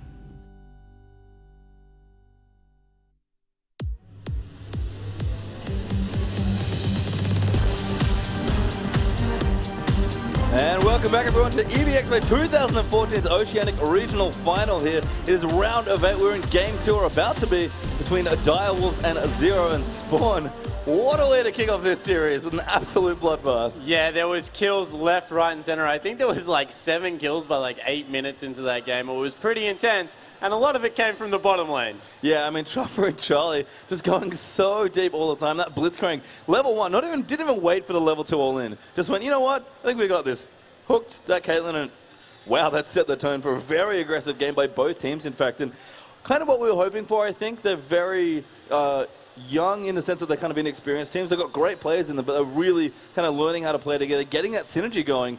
And man, did it show. I mean, Zero, I don't know if they want to be more aggressive here or if they maybe want to try and scale it back. We just saw a little bit from them in the last game yesterday when they played Chiefs, and maybe try and play a bit more of a measured game. Well, I would actually think that Zero would pick a little bit stronger through their early game. I think that Caitlyn was an incorrect pick into that bottom lane. I think Lucian or Corki would have been a much better pickup, just because would have been able to go toe-to-toe, and if you had to go hooked in on those characters, you can just start the brawl right then and there. They do very, very well in early trades. So look for that to change up a little bit. Across the board, I think that other than that, they had a fairly decent game. I wouldn't pick Maokai into the top lane again. I think that went a little bit awry. But otherwise, Chenny Boy held up his own in the mid lane. I think the jungle went fairly evenly as we do jump into champion select, and wow, the bans just flew through. Yeah, we're right in here. Zero on the blue side for this game 2 here. Zillion, Azereth, and Rise, their 3 bans, and Riven, Jarvan with 1 more to come now for Direwolves. And again, we keep mentioning it. We're probably going to keep doing it as long as RSI is in the game. No Riven, ever. I really want to see it as well. Me too, but he's not going to get it, unfortunately. And Tristana being taken off the board by Direwolves, actually. So Moon might have picked that one up. They don't want it to go into They actually did that, I think, in their last game as well when they played Immunity. They seem to value Tristana so much as top tier pick. They just never ever want to. They always want to get it if they can. They first picked it in the last game, and they never want to give it away to the enemy team. They almost always ban it as their last ban on red side. Yeah, so RSI has picked up Lucian for Moon. So in the bottom lane, a much more aggressive early game AD carry. That will be good for them. As Rippy, for the fans, offers a little bit of Teemo action. And this is what I actually don't like about the way Direwolves ban Tristana on the red side. So you basically give them Lucian or Corki. And I feel like you can't really get an edge in either of those matchups. And if you choose to pick, say, Corki to Lucian, which is what Immunity did, I feel like it's not even, I don't know, it's kind of like a neutral lane. Yeah, it certainly is. And Chenny Boy has locked in Yasuo. That is a huge pickup on the side of Zero. And they've got a Lee Sin. So any single time they want to gank that mid lane after level 6, they can just start the Dragon Range kick, grab the knock-up straight away, and Sharp in mid lane is going to need to be so careful in this matchup. You've been following the World Championships. There's been a lot of this going on with the Lee Sin Yasuo. I'm a big Yasuo fan, of course, and it's just so great to watch. Chenny Boy's Yasuo as well, absolutely incredible. I've seen him play, actually in the other tournament, the one that passed winter, when he was playing on UTS with Chuffer, actually, as his old teammate, they did some really creative stuff with Yasuo, and Chenny Boy is just fantastic on that champion. But Zed and Jana, the next 2 picks, we actually have Caitlyn locked in now. So Chuffer's going to hate me for saying this, but Chuffer is a Caitlyn main, and he always has been. He plays a fantastic Caitlyn. He has really good lane control. Like, the thing about Chuffer is he's this old hat, and he can position himself in lane where he just picks up farm extremely well. And then you put him on someone like Caitlyn that can trade really well with her auto attacks. He just dominates the lane, and coupling it with Jana just means that you can't get on top of Caitlyn early. Yeah, at least there as well was the other pick for Direwolves. That's going to be the jungler over to Rippy once again. And I feel like Caitlyn is a champion that I think is kind of covertly aggressive, in the sense that everyone's kind of like, oh, she's a passive long-range champ, it's all about siege and poking, and yes, that's true, but your range allows you to contest so much of your CS in lane. If you ever watch Uzi from Royal Cup play Caitlyn, he's a big Caitlyn player as well. He just never ever lets you get away with a CS. He's always autoing you. Wow, there are so many knockups that just came through on the side of Zero. They're putting this one firmly on the back of Chenny Boy. They've got the Malphite and the Braum. This is going to be even, if there are more bloodthirsty lineups, these are it. This is awesome stuff here from Zero. Great last 2 picks here, and I actually love this from Zero. They kind of know that there might be a bit of an underdog here in this particular matchup. You know, again, that heroic LAN Cafe team coming through and competing, making it, I believe, is the last team, or second last team to qualify for this tournament. If you're going to go into a match like this where you think you come into a tournament, you're probably the underdog of the whole thing, play a comp that has a very simple game plan that highlights your strengths. And Chennyboy's Yasuo, absolutely a strength for this team. Yeah, it certainly is. And if they lock in a Lulu, or if they go with, the Maokai in the top lane, they've gone with Lulu. So Direwolves are looking to match a team fight. They haven't pulled this game apart and locked in Italy and said, we're just going to 1-3-1 split push. They've actually said, okay, we will fight you in this matchup. Did you see the last game, Spawn? We've talked about how if you couple a long-range carry with a Janna and an Elise, it's impossible to engage on top of them nearly unless you get a good flank. If they had have just gone with an Italy again, they could have 1-3-1 split pushed this and I think just pulled the team comp of Zero apart. But it looks like they will be going head-to-head, which I appreciate. I do too. This could be a good game. I think you're right strategically that when you have these sort of picks, especially the Janna Caitlyn Elise core, which we actually saw Chiefs play yesterday in their game 2 up against Zero actually. It's just such a strong disengage, such a strong siege presence from that with those champions. And you're right, you can get Nidalee in there.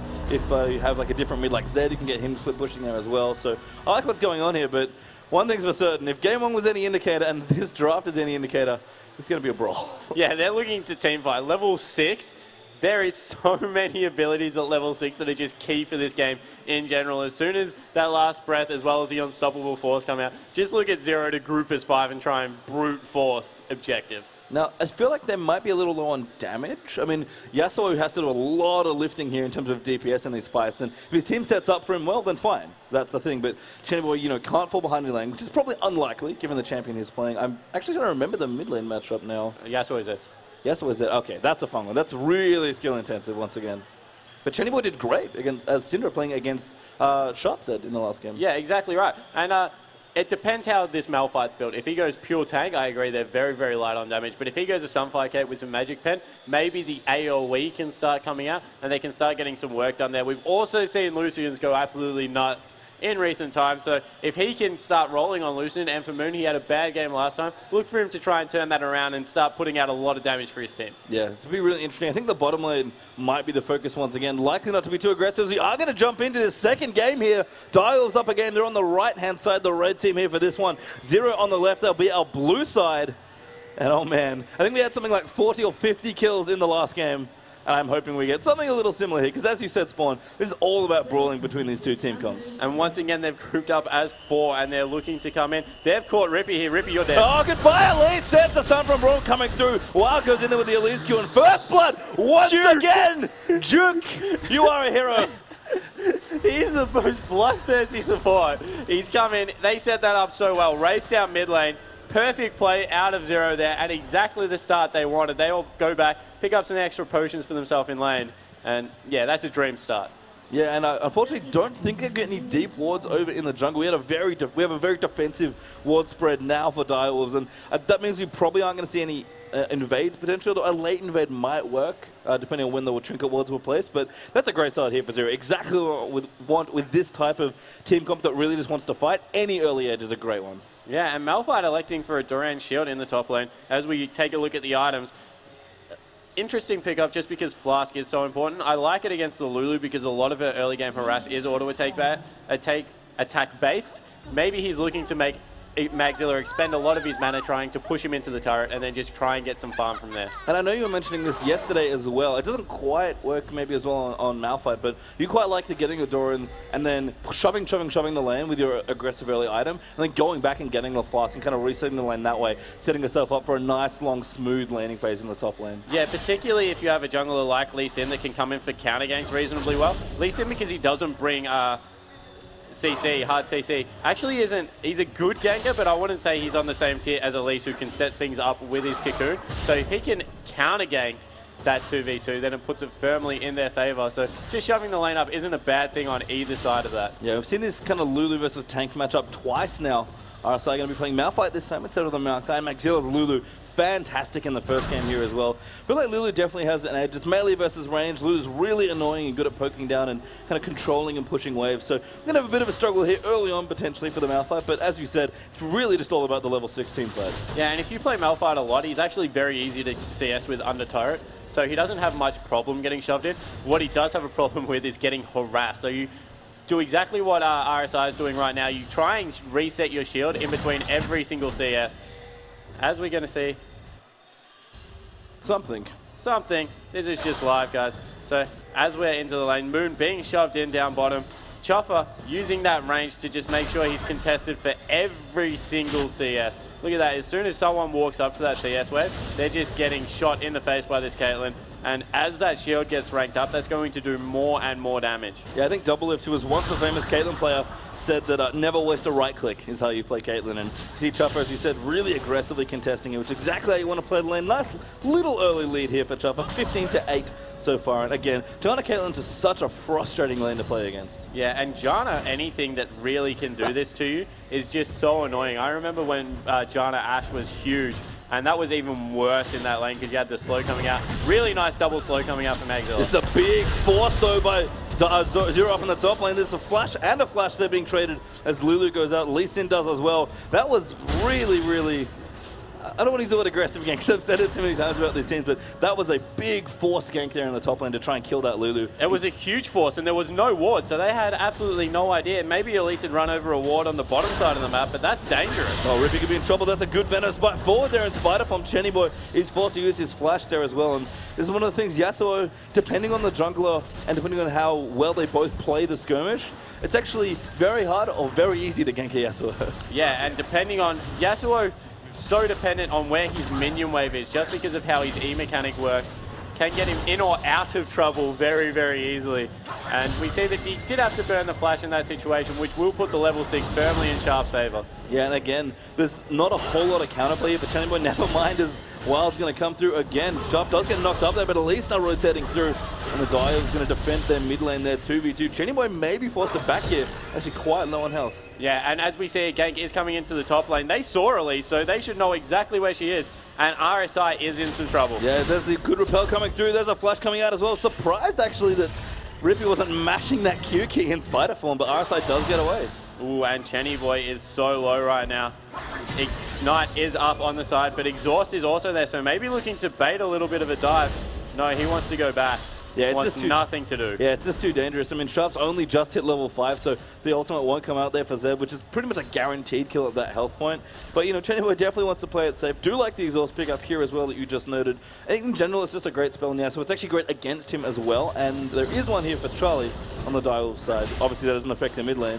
But yeah, Chenny being forced out there is really nice stuff. And Sharp with a good early lead, 10 CS up already. Yeah, and a lot of that credit has to go to, of course, the jungler Rippy coming in and impacting that lane. You can see, even though a successful gank was top lane, it was mirrored and the CS hasn't moved. Whereas in the mid lane, successful gank capitalized with a good CS advantage. Yeah, and we kind of heard it in the video feature as well before this game. And the Sharp and Rippy, really good friends, love playing together, and you can kind of see a bit of that synergy going in there. And again, I kind of quoted Zed versus Yasuo as the skill matchup. It's probably a bit Zed favored, I guess, just kind of thinking about how the mechanics work. Because Windmill doesn't do a whole lot of work for you when you're getting Deathmark. Oh, if you get Deathmark and then dash through Zed and you can block double Shurikens, it's actually a very, very good position for a Yasuo to be in. I think it's just whoever's ahead at that point in the game, though, because if Yasuo starts chasing you down, there is nothing more frustrating than running into minion waves and him getting closer and closer to you. Yep, sometimes you wish you could make them stop, but they don't stop. They keep coming down the lane. Yeah, they definitely do. And so, as we can see, Sharp just getting a lot of control over this mid area. He's already picked up his Cutlass, so he's going into a quick Blade of the Ruined King. Being matched by Chenny Boy, he isn't going for early crit. He's going for a Vam Scepter as well, trying to sustain in this lane. Yeah, just a good safe option there for the Yasuo in the mid lane up towards the top. Bit of a lead here for RSI, which actually is kind of interesting to me, especially given the gank pressure that Rippy was showing up top as well. But 5 CS also is not too bad. Lulu looks like she'll catch up now as well. I think RSI's teleport had a little bit to do with the fact that the CS is so close. Yeah, that's exactly what it was. He used his teleport to get back into lane, whereas Magzilla walked back there. And the pressure that got put out onto RSI means that underneath turret, he's going to have to be focusing a lot on cleaning up this CS. Otherwise, the CS will swing back in the opposite favor so quickly as Rippy, once again, visiting this mid lane. They're looking to get so much work. They've invested so much into these pink wards that they need to keep Chenny Boy down. Yeah, and I think that the teleport thing in the top lane is really interesting, given the team comp Zero has. Oh, never mind. Nope, never. Oh, Rippy. He's trying to see if there's a ward there, and he thinks that there is now, just because of how he's moving. He's also trying to juke me, which he did successfully. Rippy does walk into the lane, but he'll back off now. And the teleport thing, sorry, just to get back to that. Zero's team comp, again, very brawly. Feel like that lack of teleport kind of removes the early dragon pressure that they might have wanted to have. Yeah, I don't think they would have been looking for a sub 10-minute dragon just because Caitlyn is bullying this bottom lane so effectively. which just kind of takes it off the board unless you get a really mistimed back, which is why we see a lot of sub 10-minute dragons. Just if you send 3 people back at the same time, it kind of opens it up for you. But it looks like they'll be fine. Their teleports will be off cooldown in about, I don't know, 2 minutes. So not much is going to happen until the 10-minute mark anyway. Yeah, pretty casual here. It's almost 70 CS to 50 there in the middle. Chenny Boy get a chase through The Sharp ultimate now. is up. Oh, Wild coming in there as well. Good shadow out there from Sharp. He knew if he got kicked, he was dead. Yeah, as soon as you're in range as Lee Sin, all you have to do is hit R, and that is like successful game over. So Magzilla really starting to bully this lane. He still is down in CS, which is a credit to how well RSI has turned this lane around. However, a whole wave will crush into his turret now, and a lot of damage will be done there. Yeah, I'm actually kind of curious, given that Zero on the blue side, if they thought about donating the blue buff to Malphite, and now, of course, Wild North picks it up there. But I guess Lee Sin's not too bad with blue buff as well, but it's interesting the way the distribution works out, that you kind of don't get your blue where you want it. It's funny, I actually think blue buff on Lee Sin is so awesome as a Lee Sin player, just because you don't have to worry about getting auto attacks in between your abilities. Sometimes in ganks, you just want to be able to dive in there and get the slowdown straight away, and if you do that, then you can't, of course, safeguard behind people. So the blue buff does help a lot of those problems that you have if you don't combo effectively with Lee Sin. Looks like that Wild is going to go for a little bit of invade. He's had a bit of a back here. Oh, Wraith still does go to Wild there. Rippy will get outsmarted there on that camp, but he's getting slowed by the Red-Buff. Chenny Boy going straight onto Sharp with the last breath though. Teleport's coming in there as well. And Elise does repel off to the race there. Rippy will back off a little. It was a very aggressive TP, but Arsa has managed to walk down now on this Malphite. His ultimate's up as well, and for a team that was, you know, incredibly bloodthirsty on both sides here, they had 1 kill in almost 10 minutes spawn. Yeah, and a nice disengage actually coming out of there. They have started up Dragon now, and this could spell danger because the teleport is up for Malphite. And Charlie's taking a lot of damage right now. Yeah, no Yasuo ult. Rippy will rotate down here on Elise to help get this one out. No wards. No, they actually do have wards, so Zero should move into contest here. The teleport will be used here by Malphite. They're going to go straight in. Chopper does not get ultimate there. Braum a little bit left there, unfortunately, but Duke does once again get a kill. Yasuo now going over the top. Chenny Boy gets exhausted, but wanted to go straight in there to try and pick up more kills. Now the Dragon, though, maybe will go over to Zero with a man advantage. Really nice double wall there from Duke and Chenny Boy. We haven't mentioned that aspect of it, how easy it is going to be to siege turrets with those 2 shields that can come out of those characters. They will be picking up the first Dragon of the game. 1,500 gold advantage. Not too bad on the side of Zero. Well, not quite the game we thought we were going to have after game 1. Oh, Maxilla. Maybe we shouldn't have been farming lane. Chenny Boy does not have another minion to dash to. Maxilla's whimsy not back up yet. But we're going to have Lee Sin now pop over the top. There's that double force. The Q just missed there, but never mind. Last man's going to go in. Wild Growth, though, will pop him up. Sharp's going to come and try and contest. Wild North's forced to back away. His Lee Sin's dead now with the death mark on top. A good ult back to the shadow, but Sharp's forced to flash out now as well. Chenny Boy coming through. Oh, Rippy, great cocoon. That was way too over-aggressive. And again, we kind of talked about it. That's a little too much there for Zero. Great counterplay there from Direwolves. Yeah, really well done. They used 3 ultimates to try and take Magzilla down, and they just weren't chained correctly. Didn't wait for the Unstoppable Force to hit the Sonic Wave, which I think ultimately cost them in that chain. And in the end, able to get a couple of kills back. That is exactly not what you want when you're a team fighting comp, you don't want to fall behind. Yeah, and you definitely want to do the team fight thing that you mentioned. It's kind of the namesake of your comp. Mid tower will go down as Direwolves do pick that one up. The handy purple costume in, able to get that one there. Chopper versus Moon down the bottom. 93 to 88 CS, so actually pretty close here. It looks like they've had just some free time to farm here. BF sword up for both 80 carries. A pickaxe here, and the longsword looks like Infinity Edge first Revolution and a dagger going to Berserker Greaves. I think IE first for Caitlyn as well. Yeah, definitely IE first with Caitlyn. She just scales so well with auto attacks. You don't really need that AD too much on her. It's been a surprisingly quiet bottom lane, I have to say. Yeah, it definitely has, and maybe it was just the fact that there was no Tristana. Chuffer just wants to get himself through this early game and into the late game where Caitlyn's range really does make her queen of the, I guess, auto attack-based late game champions. Her and Tristana actually do very well. Like, Caitlyn's repositioning in team fights can never be understated if she gets to like 5-6 items. Yeah. Oh, Chopper, that was not the right direction. Does get cold a bit. The ult will move out of from once again. Duke a little off the mark there for that one. And Wild was down here towards the bottom lane with his Lee Sin trying to get a gank off, but Rippy is rotating now as well. Sharp also coming down. They probably don't want to know. They will actually opt into the 3v3. I think they have vision. And now Rippy's going to come in. There's not a red buff, so no slow there with the auto attack. Fishing for a cocoon though. This is a very, very tense battle. Yeah, a little bit dangerous coming in here as the Sonic Wave does land, although Zed is down here for support, so they need to back away right now. Good Winter's bite there from Rom. He's going to have to hop over to a minion, which he should be able to do. Unbreakable pops out there as well. Now it's 4v3 down towards the bottom lane. Duke, though, will back off Rippy. Maybe a little too low here, and Yasuo was rotating through as well. So any number of those knockups could have hit and really turned the 4v4, but again, really careful map movements almost from Direwolves here. They're almost playing reactionary versus the game one where it was just all in all the time. Yeah, and I think it's because of this mid lane. They're confident that Sharp is ahead of Chenny Boy, and that in a split push scenario, they're going to force Yasuo to Zed, and he's just stronger at this point in the game. So they're really confident in that part of their matchup. Chenny Boy actually went back for some CS. Yasuo is one of those champions, if you can get 2 or 3 quick kills, which that bottom lane could have turned into if there was a good knock-up, he can just start snowballing out of control, but obviously electing for farm over that and just falling a little bit further behind. And the mid lane looking good, as you said there, 114 CS to 86 there, so a nice little lead there for Sharp. Good water cut, I suppose, brutalize the finish there as well. Top tower here, being really shoved in by Maxilla RSI. I kind of expected to get shoved in here. Lulu will take out that turret, that's 2-0 now. And that metric for Direwolves is about 600 gold in the lead, with the kills being even and only the one dragon here. So again, much quieter.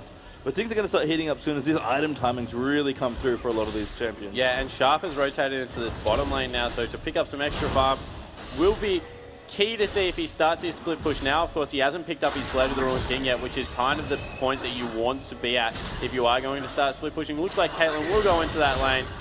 And a lot of effort being towards this top side of the map now. 4-0. I just feel they need to get Chenny Boy going and they need to start grouping. Yeah, I mean, Maxilla's pressure has been fantastic on this Lulu. Once again, just playing so well in this lane. Even on CS there, but 1 assist there from Alpha versus 1-0-1 for that Lulu. But just in general, Lulu has so much more pressure in this lane, it feels like, than Malphite does. Yeah, she's definitely the lane bully in this situation. However, well, as Rippy's being caught a little bit. Good Cocoon, though, might get him out safely. Sharp rotating as well, and yeah, everyone's going to be fine. Ooh, just missing the Spiderling there. Now going for Charlie on this, and wow, Chenny Boy taking so much damage. They just look like they want to kind of fight, but then they don't want to group yet. They're still waiting for some item thresholds to come through. Maybe it's the Infinity Edge, or even maybe a Sunfire Cave. As we see, wow, very aggressive there. The Exhauster does get chucked on to Lucy. Charlie going to move in a great flash. Ultimate will move him out there. Now Chuffer trying to kite forward, but he's going to get stunned up. Lucian way too low as Chuffer will pick up that kill, and Charlie played that beautifully on that Jana. Flash though does get used. Chuffer forced out Charlie as well. They're both back away here. Wild fishing for a Q, does not find it. How did Charlie live that? Wow, just able to get an exhaust off and a really nice ultimate. Oh, Sharp, look at how outplayed Chenny Boy. I'm very surprised he didn't pull the trigger on the ultimate there. Yeah, under the turret, so Chenny Boy falling even further behind, and now a lead starting to appear in the bottom lane as well, with a nice skirmish going in the favor of Direwolves. This is one, as I said, this is a game where you feel like Zero have a better team comp, but they're just getting slowly strangled out of the game. Yeah, and Sharp vaulting ahead now in CS as well, and that's just getting stronger and stronger. That Blade of the Ruined King going to be real nice for him when that does come up, and it's probably not too far away here. 143 to 111 CS there, about 30 or so in the lead there for Sharp. Things kind of growing as well. Chopper got a slightly here in the bottom, and little low, they did not back early enough. Chopper gets the turret, but he's not going to go down. That was very risky. Yeah, Culling's still not up, and that's another example of how Direwolves like to press their advantages in an advantageous situation. As Chenny Boy now looking for Magzilla, who is but he needs to be careful. Oh, Chenny Boy just missing that cocoon. Now Rippy going to dive himself back in. There's the Venomous Bite through Chenny Boy. He's going to get aggressive. Good exhaust there coming down. Forced to flash out as well. But Magzilla's going to look for one last auto. Does find it. And Pix will help in there as well. Rippy to under turret now. Great wild rotate from Magzilla. Gets kicked in the face there by Lee Sin and will go down. But that was a nice little bait from Rippy. Yeah, it definitely is 2 for 1 in favor of Direwolves once again. Looks like they're just playing this side of the map much better. And in the end, that's a 2,000 gold advantage from where Zero picked up the first Dragon, and Dragon is now live. This is where, even though Zero has started to fall behind, they need to group as 5 and just run to Dragon right now. If they're going to win a team fight, it's at this point of the game. And it almost feels like with this team comp, Zero are just scared to use their ultimates, it almost feels like. As you said, they've got a great team fight comp. They just group up around that first Dragon, which is, usually around the 10-12 minute mark. Just go in. Use all your abilities. And they're playing quite scared here, which is interesting given the team comp they picked for themselves in this game. Yeah, exactly. It looked like they were looking to fight so extremely early in the game. As I said, level 6 was really the point that they needed to take this over. not able to do so. They've got Caitlyn really going now. She's picked up her Berserker's Greaves and now will go back and maybe finish off that Infinity Edge as well. And if they can pick up this Dragon right now, Direwolves are in the driver's seat of this game so easily. Yeah, there's still good news though. Chennyboy has picked up his static shift, so he's able to farm out these waves a little bit more. We've got Infinity Edge finished up for Lucian there as well, but Direwolves, as you mentioned, going straight onto that Dragon. They're going to fight here. Zero. The teleport comes in. The Brawler moves in. Rippy going to get caught up there. The teleport's finisher for RSI. Can they find a fight here? Rippy looks like he's going to be maybe the first one to go down. Wildgrass popped into his half shot.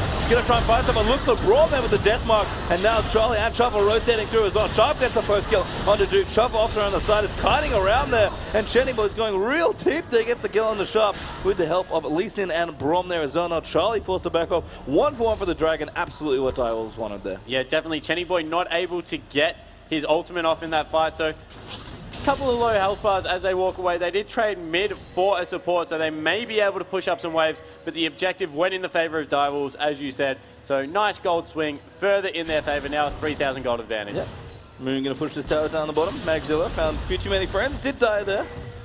Getting slain by Yasuo with a bit of help from Lee Sin.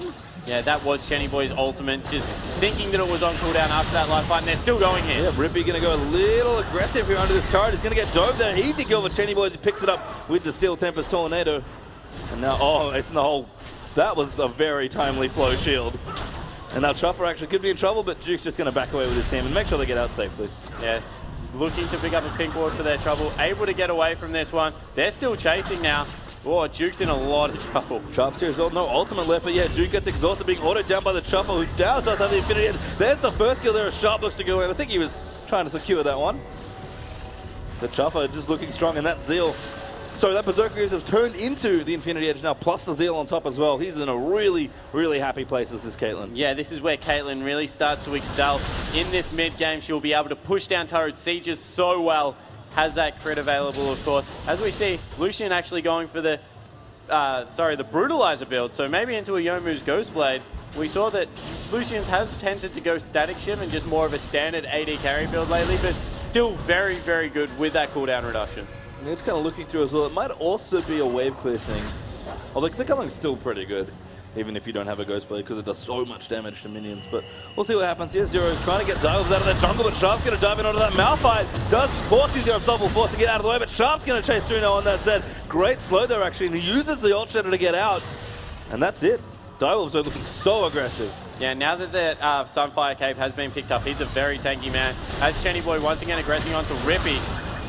Chucked out the cocoon there. Culling will get popped in there as well. Rippy getting kicked back in there. Chennyboy dives in, but a Repel gets him out. Exhaustion's on the Sharp there. Yasuo's going to dive straight in. Chennyboy just wants the kills of it. A nice mini knockout there by Jana using the Monsoon, and Yasuo will get shot down there by Sharp. 3-1 and 12 now on that Zed. Maxilla off towards the side, maybe a little too far forward, but he'll be okay for now, and Direwolves press on.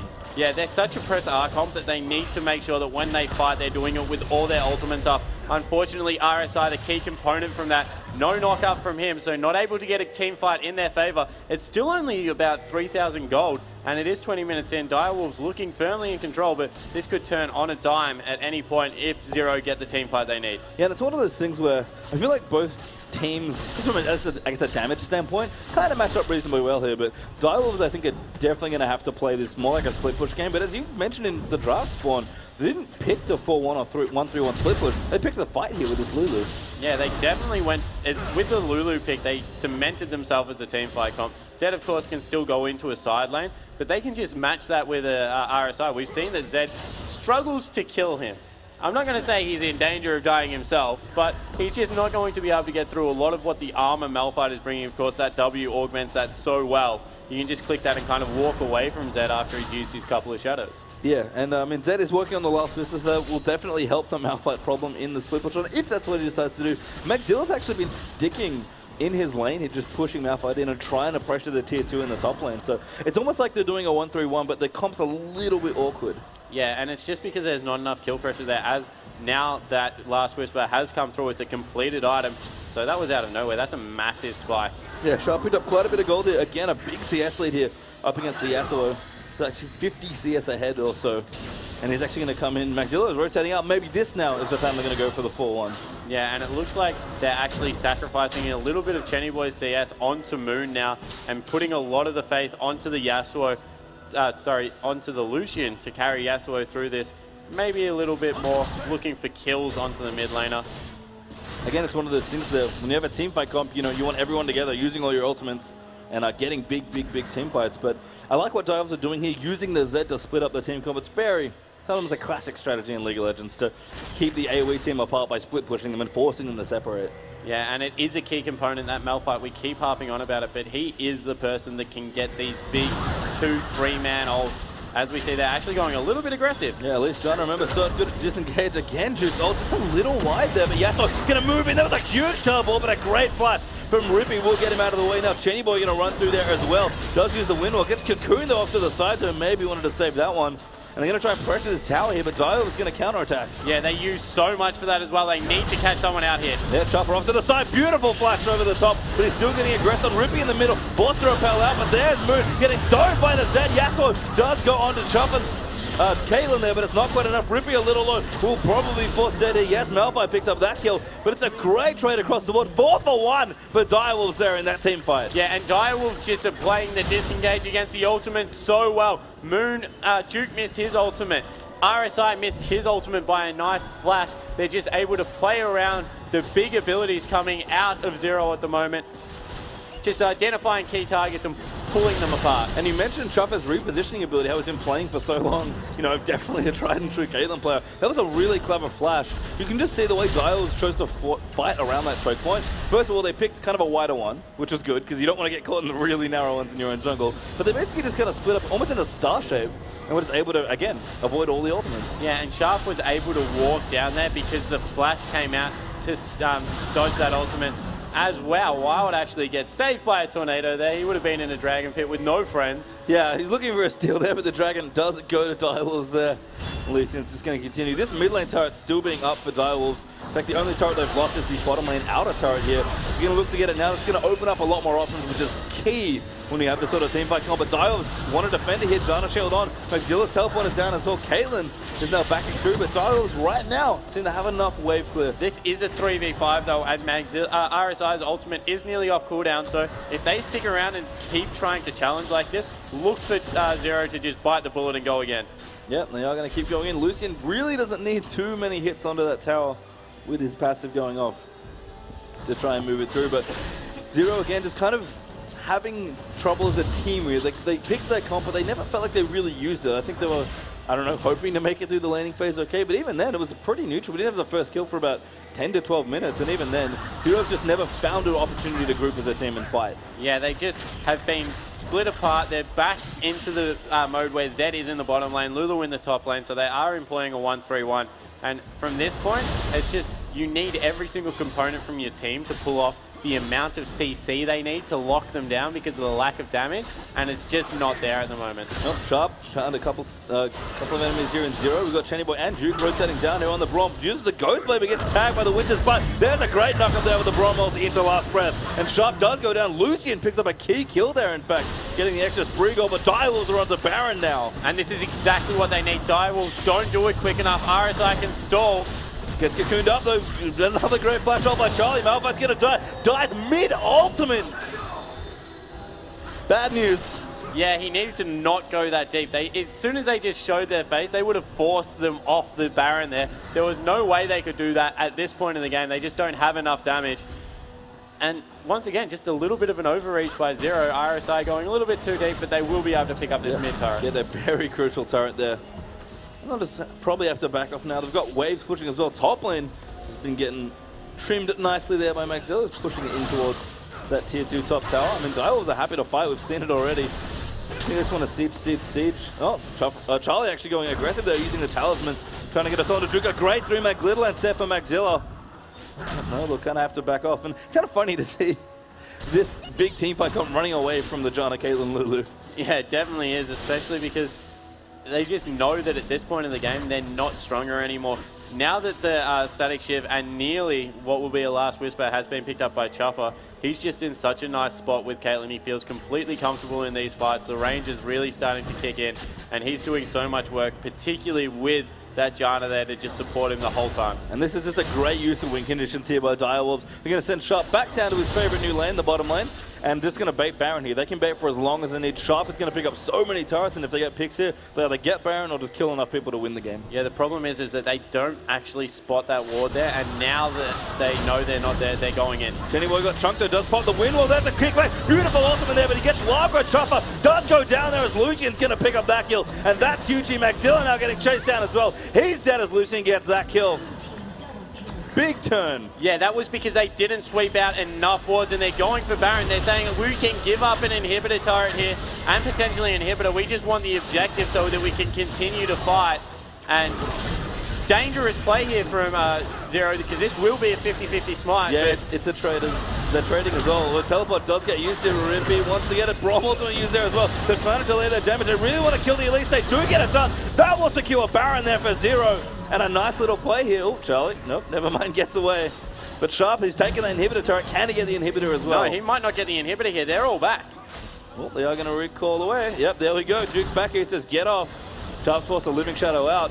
And Direwolves there do not get the trade they want. Good trade from Zero coming out. Able to win a team fight, pick up an objective for themselves. Yeah, they lost the bottom turret and there is a way into their base. But when you think about what this team comp is trying to accomplish, Direwolves streaming into an inhibitor is exactly what they want. Yeah, I mean, they're going to create enough space here. Yes, there's maybe potential pressure that can be applied once again by Sharp, who's pretty much committed to the split push plan at this point. But the gold lead is closing reasonably rapidly at this pace. It's 5,000 gold, where a few moments ago it was, what, 6, 7, 8? Close to 10 at one point. I think we hit 9,000 as the peak gold difference in this game. But this is good news for the teamfight comp, because when it comes to 5v5s, especially in the late game, Zero are all about that with this team comp. Yeah, and now that Chenny Boy has picked up that Infinity Edge and there is a lack of armor on the side of Direwolves, he feels so much more comfortable. Oh, wow. Gonna dive into the moon with a death fuck. That's the whole team, though. Zero protecting their carry. Like they should. This is what they need to do as a team to win this game. They need to group. And Sharp expended everything to try and get that kill, although Lucian had to as well, and we're not done here. No, Chenny Boy going in. Maxilla already used the ultimate. Chenny Boy, though, that Infinity is doing so much damage to the squishy-ish Lulu. Wildgrowth's going to wear up, and Chenny Boy's going to go in and absolutely pops that Yordle. Windroll going to block the ace and hole. Where's your team, Chenny Boy? You need to find them. He's drinking towards the turret. Too many members of Direwolves are going to go with Sharp. Very low there. Wild's going to come with the Lee Sin and try and get it done. Charlie does not have his ultimate, actually. They can't quite disengage. Moon will throw out the culling. I think Dial's got away with that. Yeah, and actually, in that case, Zero went very, very deep, and their top laner is not there. He's still not there, and they're still hanging around. They're in a lot of trouble here. Yeah, no teleport for Malphite either, and Dial was like, okay, yeah, happy to protect. Here's Sharp's back as well. After Respawn, going to run down mid lane. I guess that was the trade that RSA figured he could do given the situation. And again, just a bit sloppy on the rotations and the team play here from Zero. And this is not a comp where you can afford to do that. Yeah, definitely not. RSI looks like he's been in the wrong position a couple of times this game. Chenny Boy is now the shining light. We spoke about how he needed to get massive. He's now picked up his bilge water, transitioning into this late game Yasuo. And if they're going to win team fights, he needs to get some good ultimates off. Yeah, Zero again need to stick together as 5. Use all those big ultimates. RSA just kind of scouting around that dragon, looking maybe to force a fight there. And Dio are running out of options here. Maxilla split pushes Lulu. Can't really apply the same pressure that he has been for the first 20 minutes of this game.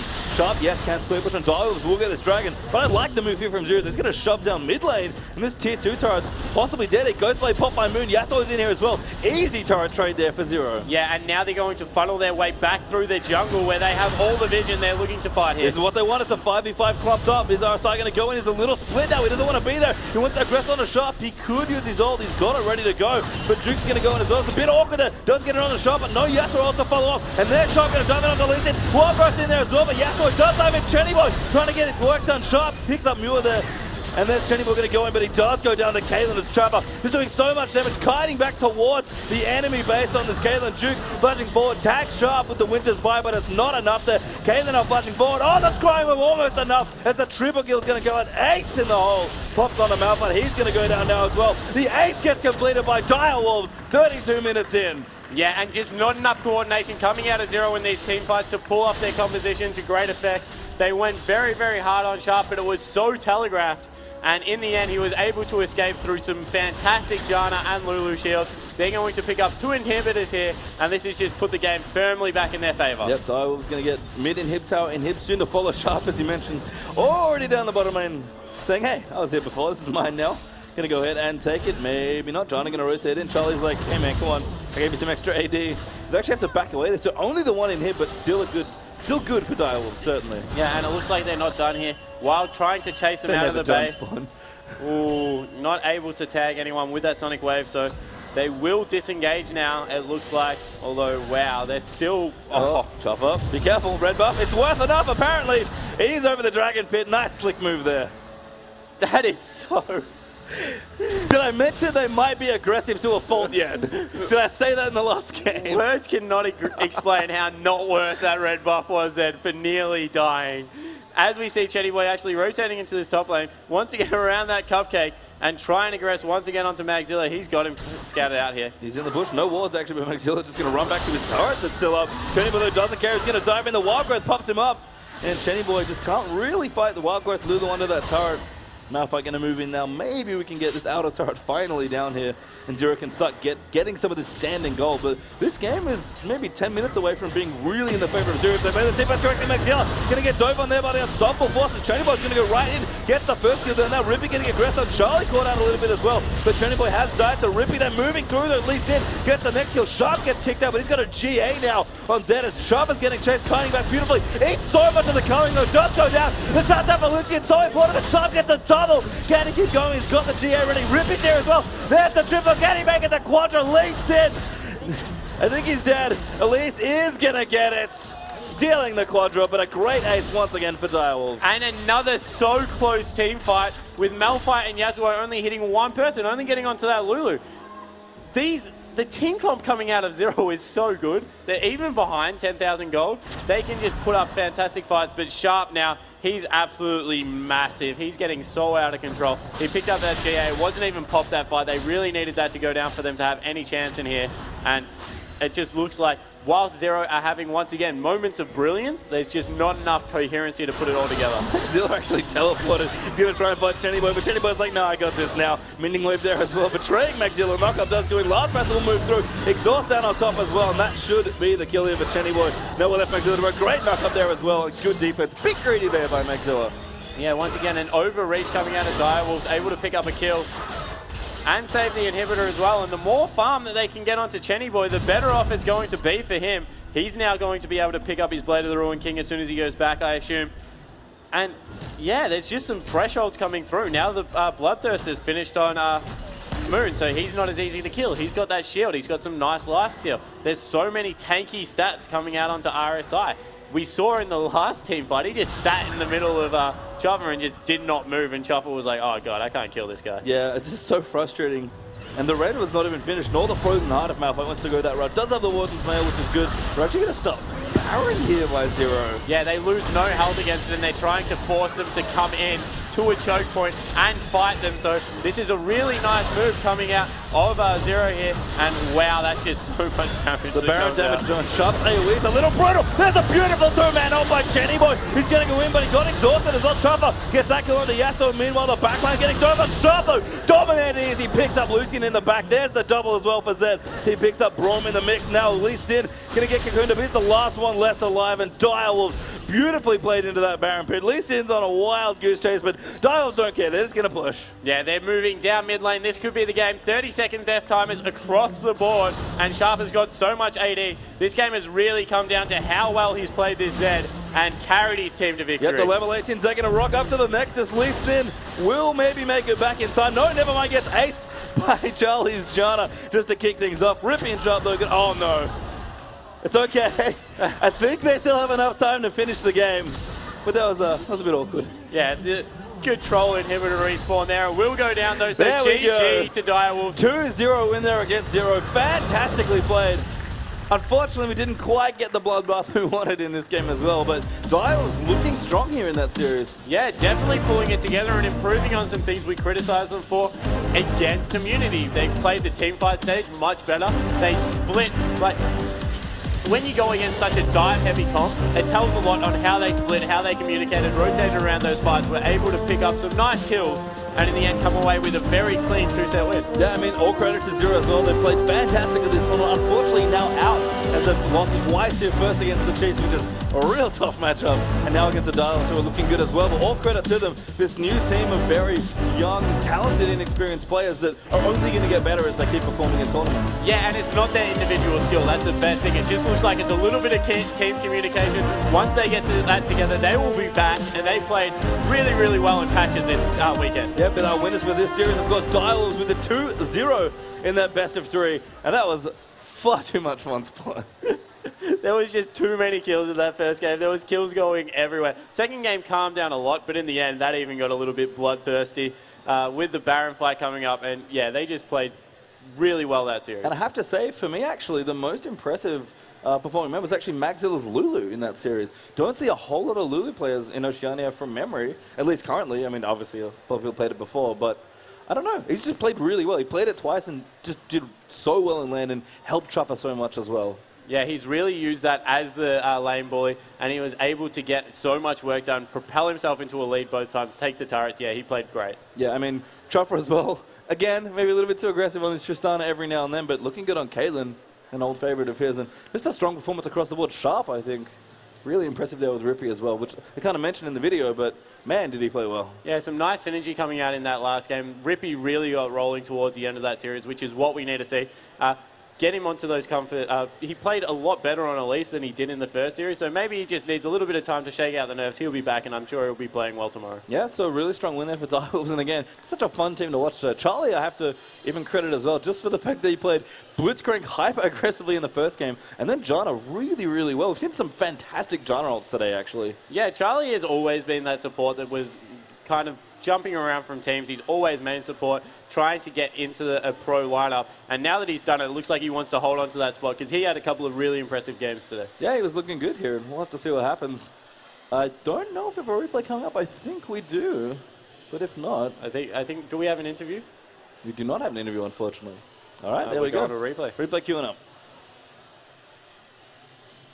All right, so take us through this fight here. All right, so this is a replay where they missed too many ultimates. So that double flash is key because from here they've used 2 and they keep chasing and they're just getting whittled down. From here, the team split up. We've talked about how there's a wombo combo coming out and they just overcommit onto Chuffer, who repositions himself so well. And then once Zed is in this fight, it just turns around so quickly. Chenny Boy, unfortunately, can't pick up the kill on Chuffer. Sharp absolutely destroys Moon. And that's just a great example on how if you're against a 5-man team fighting comp, split up, reposition yourself. Once they've used their big abilities, then feel free to re-engage. On the side of Direwolves, Chuffer, no big ability. A lot of persistent damage coming out of Lulu. The only real people that they needed to have their ultimate was, of course, the Janna Monsoon as well as the Zed Deathmar.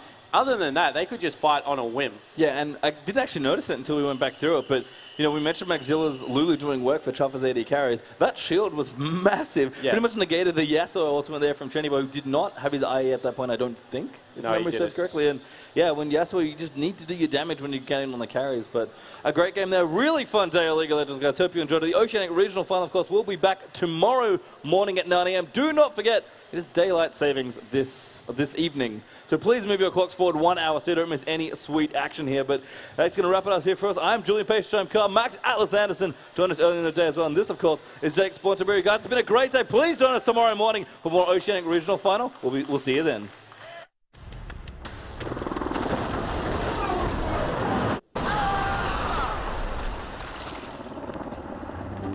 Hey, beautiful. We still on for dinner? Time for 9 o'clock. Ha! 9 o'clock, right? How about 8:30 at the vegan place? Actually, I'm in the mood for barbecue. Sounds good. Take a call and stay in the game. With the Plantronics rig, headset, and mixer, life comes to games like never before. Me and Sharp have known each other.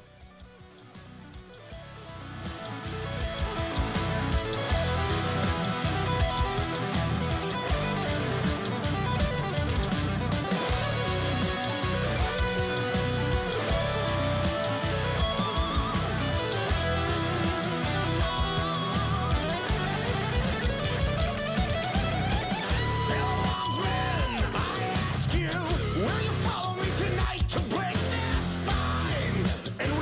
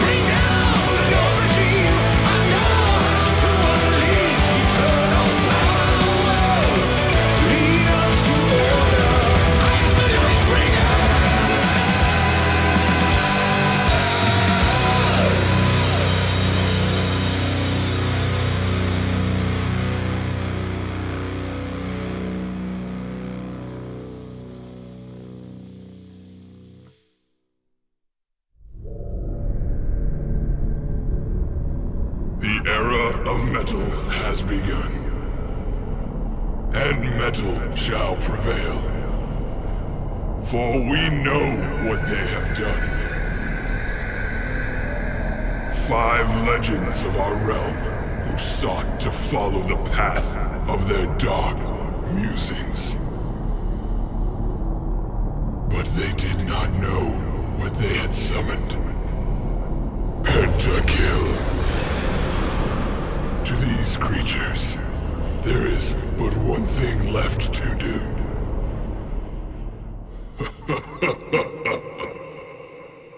Heavy metal.